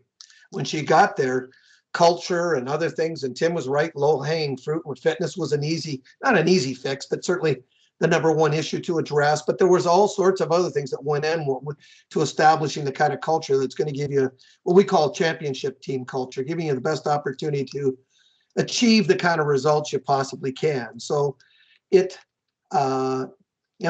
changed over the years. We started at a certain place, and at the end, we had certain things in place. Legacy was important to us. How we won was more important than if we won. We didn't even let the outcome of games necessarily define us. Like there were times when we would play really well and not get the results we wanted, and that was recognized. And there was other times we didn't play so well that we won, and we didn't let that dictate how we felt about performance. So I just think, players' action, coaches' actions, they all come together to create the kind of culture you want. But you have to have the players being part of that. They have to not only buy into it, they may even be part of establishing what kind of culture they want to be involved in. Because it's my experience over the years, the more the players are involved in something, the more likelihood you're going to get the kind of buy-in that you want, whether it's team rules or guidelines, culture, whatever you want to call it. So over the years, I've gotten the players, even at a young age, way more involved than I would have early on in my coaching career. One thing too, Tim, that I can add about Ken's culture, which I think is different, is that we as players didn't hang out together very often. He had players on the team that sometimes had to drive for 2 hours to get to practice. Like you mentioned earlier, such different ages on the team. But I think what he developed was really a sense of respect amongst each other in the dressing room. And so while I had played for a previous team previous to Ken, that team hung out all the time. I mean, it was, those guys were friends through and through and would go to bat for each other, but it also created a lot more drama because of that. Whereas on Ken's teams, there wasn't much drama. You knew you had a job and you executed your job to the best of your ability because your teammates were relying on you and we were all relying on each other. So I don't know how you really created that culture within that, but from a player's perspective, that's what we felt, that it was all about the respect for the teammate and you did what you could for the team.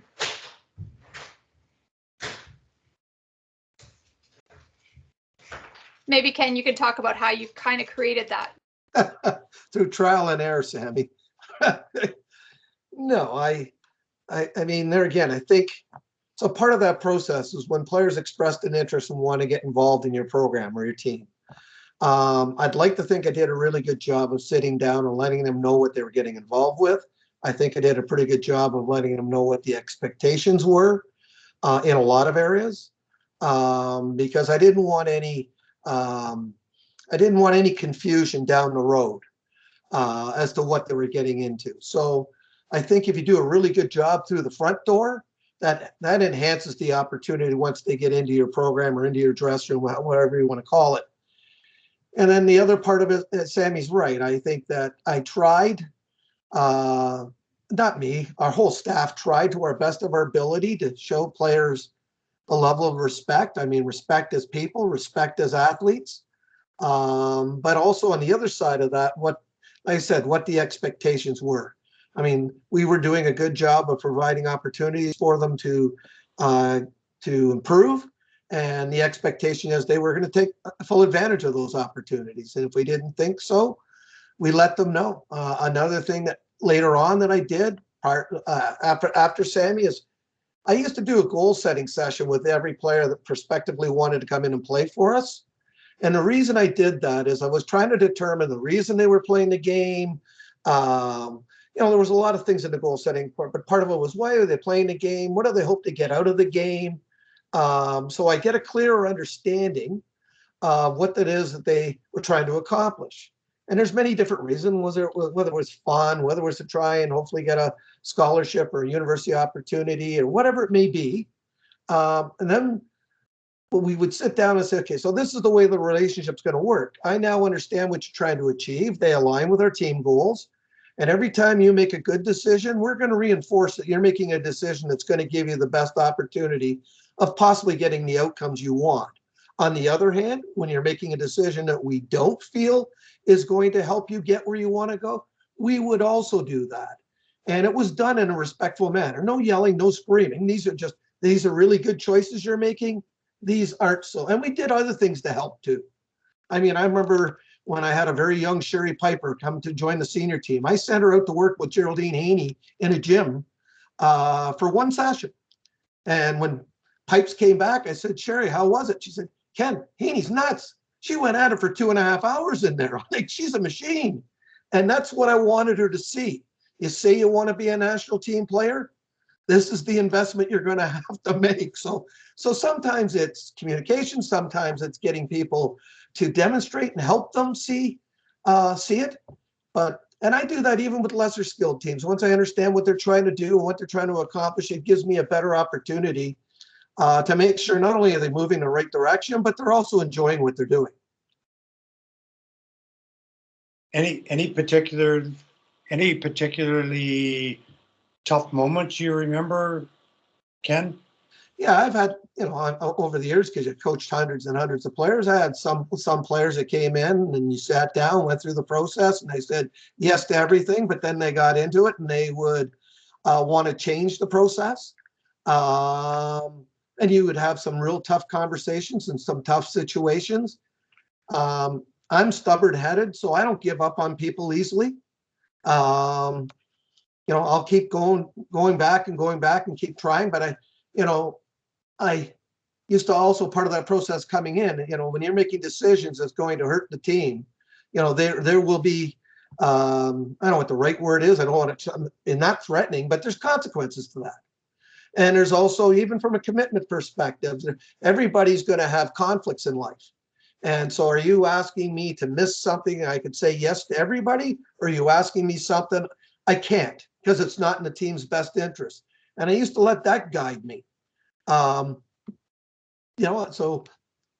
yeah, Tim, there was lots of challenges. But sometimes those challenges are some of them turned out really well and gave me the most satisfaction. I can say that Ken always took on players that, from an outsider's perspective, other coaches would have given up on, and he saw something in those people and saw that they could contribute to the team. And that always went unsaid. I don't think too many people knew about just the extra effort that Ken went to ensure players' success. So many of our players over the years were billeted in Ken's family home. He used to pick me up when I first joined the Arrows. He'd pick me up for practice because I didn't have a car. And those are just little things, but little things that he would do that I think just showed the level of caring that he had for the player. And he rarely, I wouldn't say you ever gave up on somebody. You went to the ends of the earth to make sure that their dreams and their lives could go in a good direction and be good citizens of the world eventually.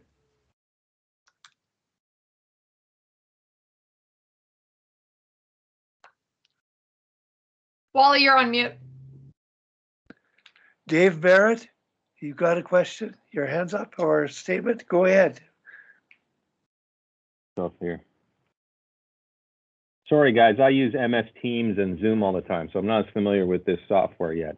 I think, Ken, what I'm hearing from you a lot is you help the players and the team hold themselves accountable, right?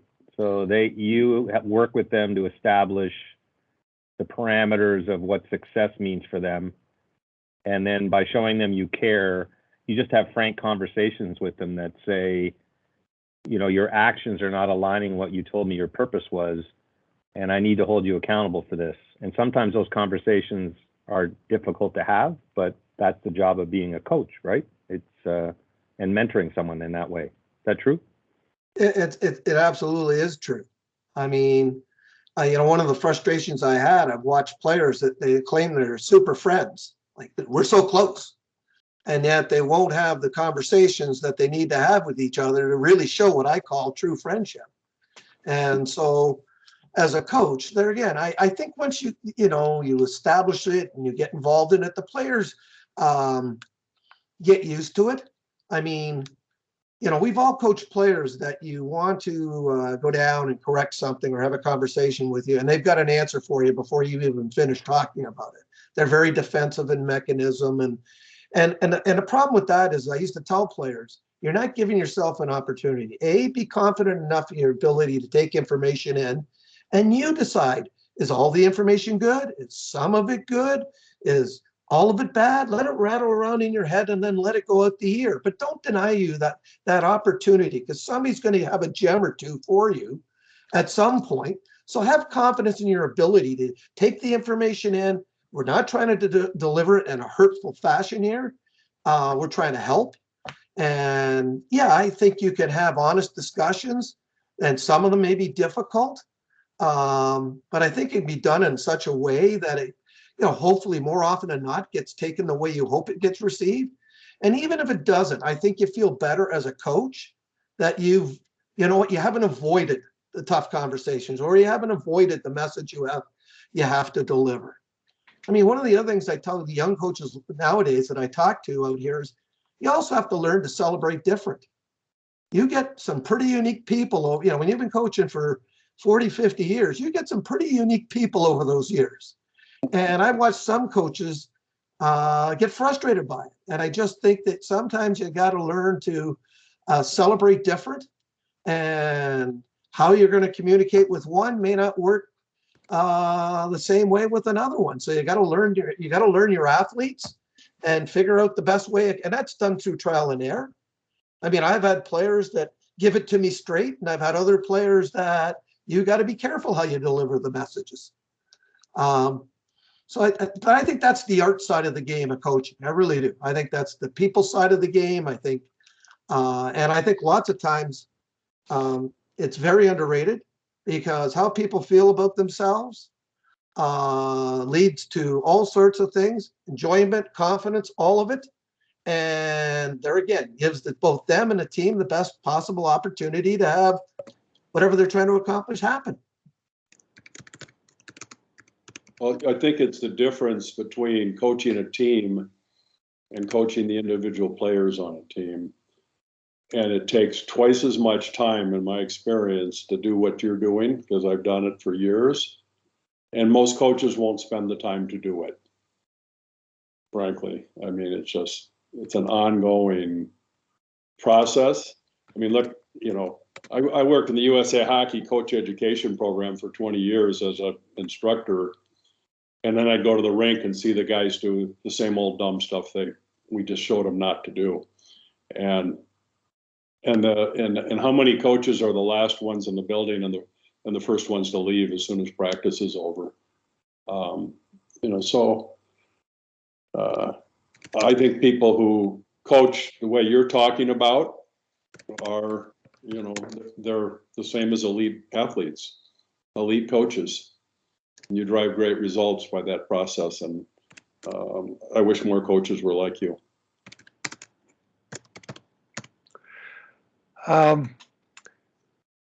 I just forwarding Dave Barrett's email with an article to all of you, to all the Sharks. I'm sorry. Dave, I think your interjection with Ken was really appropriate and timely. Ken and I held a mission statement exercise, which you may not be familiar with, but it was created in 1990 with Dave King and working with Hockey Canada as a developer and a founder in coach development. And that particular exercise, Ken did it. That's what he's done all his life. Hell, he's really thought about what do you want to accomplish and get everybody aligned with what they want and help them to accomplish what they want. So that paper I'm sharing with everybody, it relates to leadership. And I wonder if you could allude to that a little bit, Dave, because it's amazing how what Ken is doing is something that's missing in the corporate world, in the business world that you teach to. Well, let me just take a step back and say, when I quit coaching men's hockey 20 years ago and then went and did an MBA, I can remember sitting in the classroom listening to the backgrounds of people going, why am I here? And then it quickly dawned on me, and Ken is talking about this, it's really, whether you're coaching a hockey team or running a business, you're managing people. You're managing them to work collaboratively to a collective goal, while at the same time trying to develop their individual skills. And if you show as a leader or a coach or the head of an organization that you care about the people that you're tasked with developing, they will respond to that. And you just have to be fair and equitable in how you handle it. So the more I get involved in teaching at the business school, which I've been doing for 8 years now, the more I realize there's so many parallels to sport. And the words may be different, but the concept we're discussing are exactly the same. We teach decision-making skills in the classroom every day, the same as when I played college hockey and my coach in the 1980s would call it read and react, right? Now we call it hockey IQ or whatever you want to call it. We teach that as business IQ. How do you analyze the information that's presented to you to make the most appropriate decision given the facts that you have, right? And then how do you inspire people around you to work with you towards a collective goal? So it's all the same stuff. It's just, people pay a lot of money to come here, and people pay a lot of money to play hockey to get coached by you guys. So that's why I always think they're kind of common. And the stuff I give to Wally, some of it's academic, some of it's not, but it's really all about the same thing. What is the purpose of your organization? What are you trying to achieve? What culture are you trying to develop in pursuit of whatever your goal is as a business? And it's the same thing that we would talk about when we're coaching hockey teams. And if you want to get buy-in from people, like Ken is talking about, you go talk to those people and find out what they want to achieve. And the more input they have into what you're setting as your objectives, the more likely they are to respond to you when you're trying to get them to move in that direction. So I think it's all kind of the same stuff. Ken, I just want to compliment you because Dave, teaching with a high level of education, and what you're saying, Dave, actually my deceased wife has said to me a lot. She says, all what we're talking about is common sense. And Ken, you have a doctorate in common sense. Not so common, by the way, right? Yeah. And it's not it isn't rocket science. It's a pretty simple concept that we fail to recognize as adults.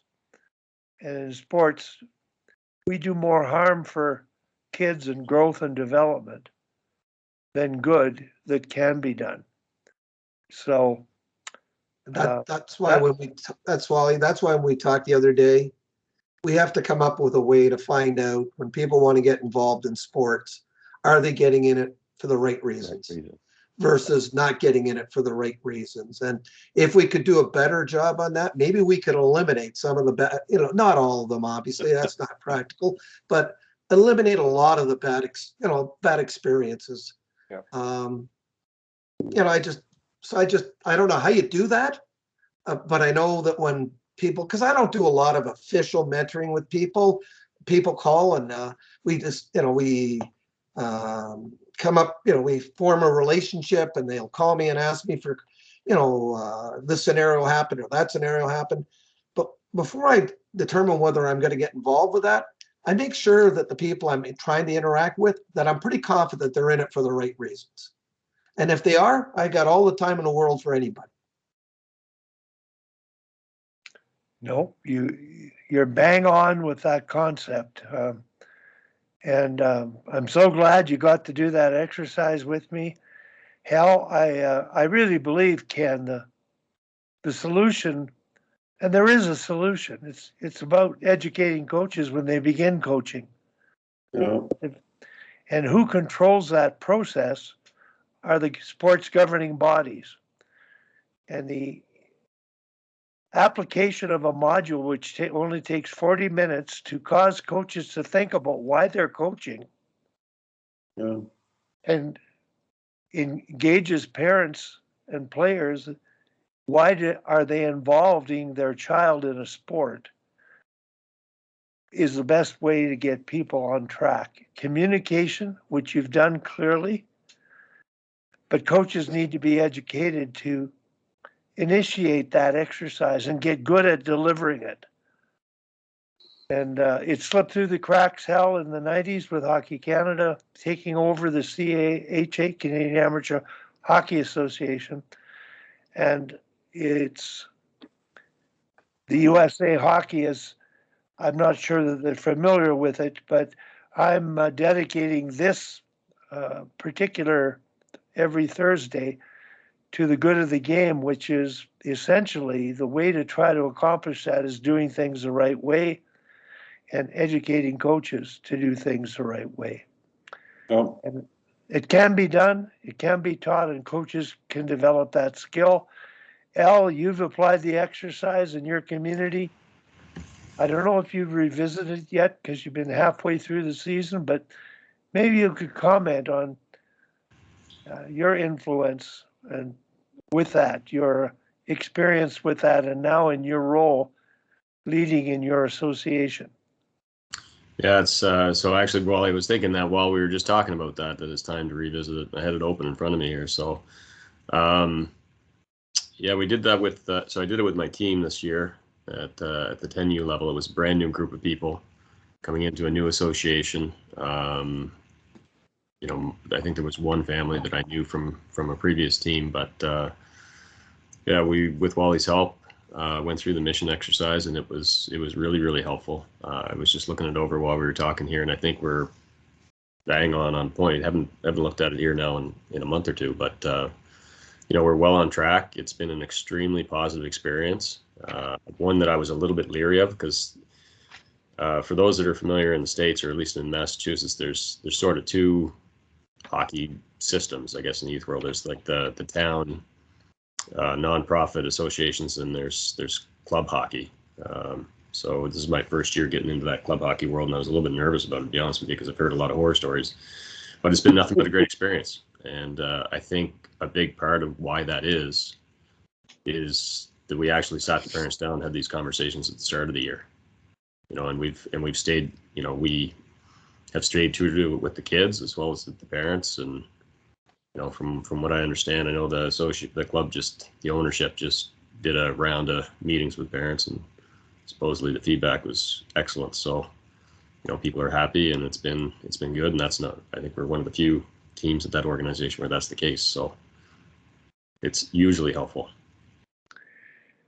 Well, I'm looking forward to doing the exercise with the coaches site and a number of people that are involved, leaders, administrators in sport.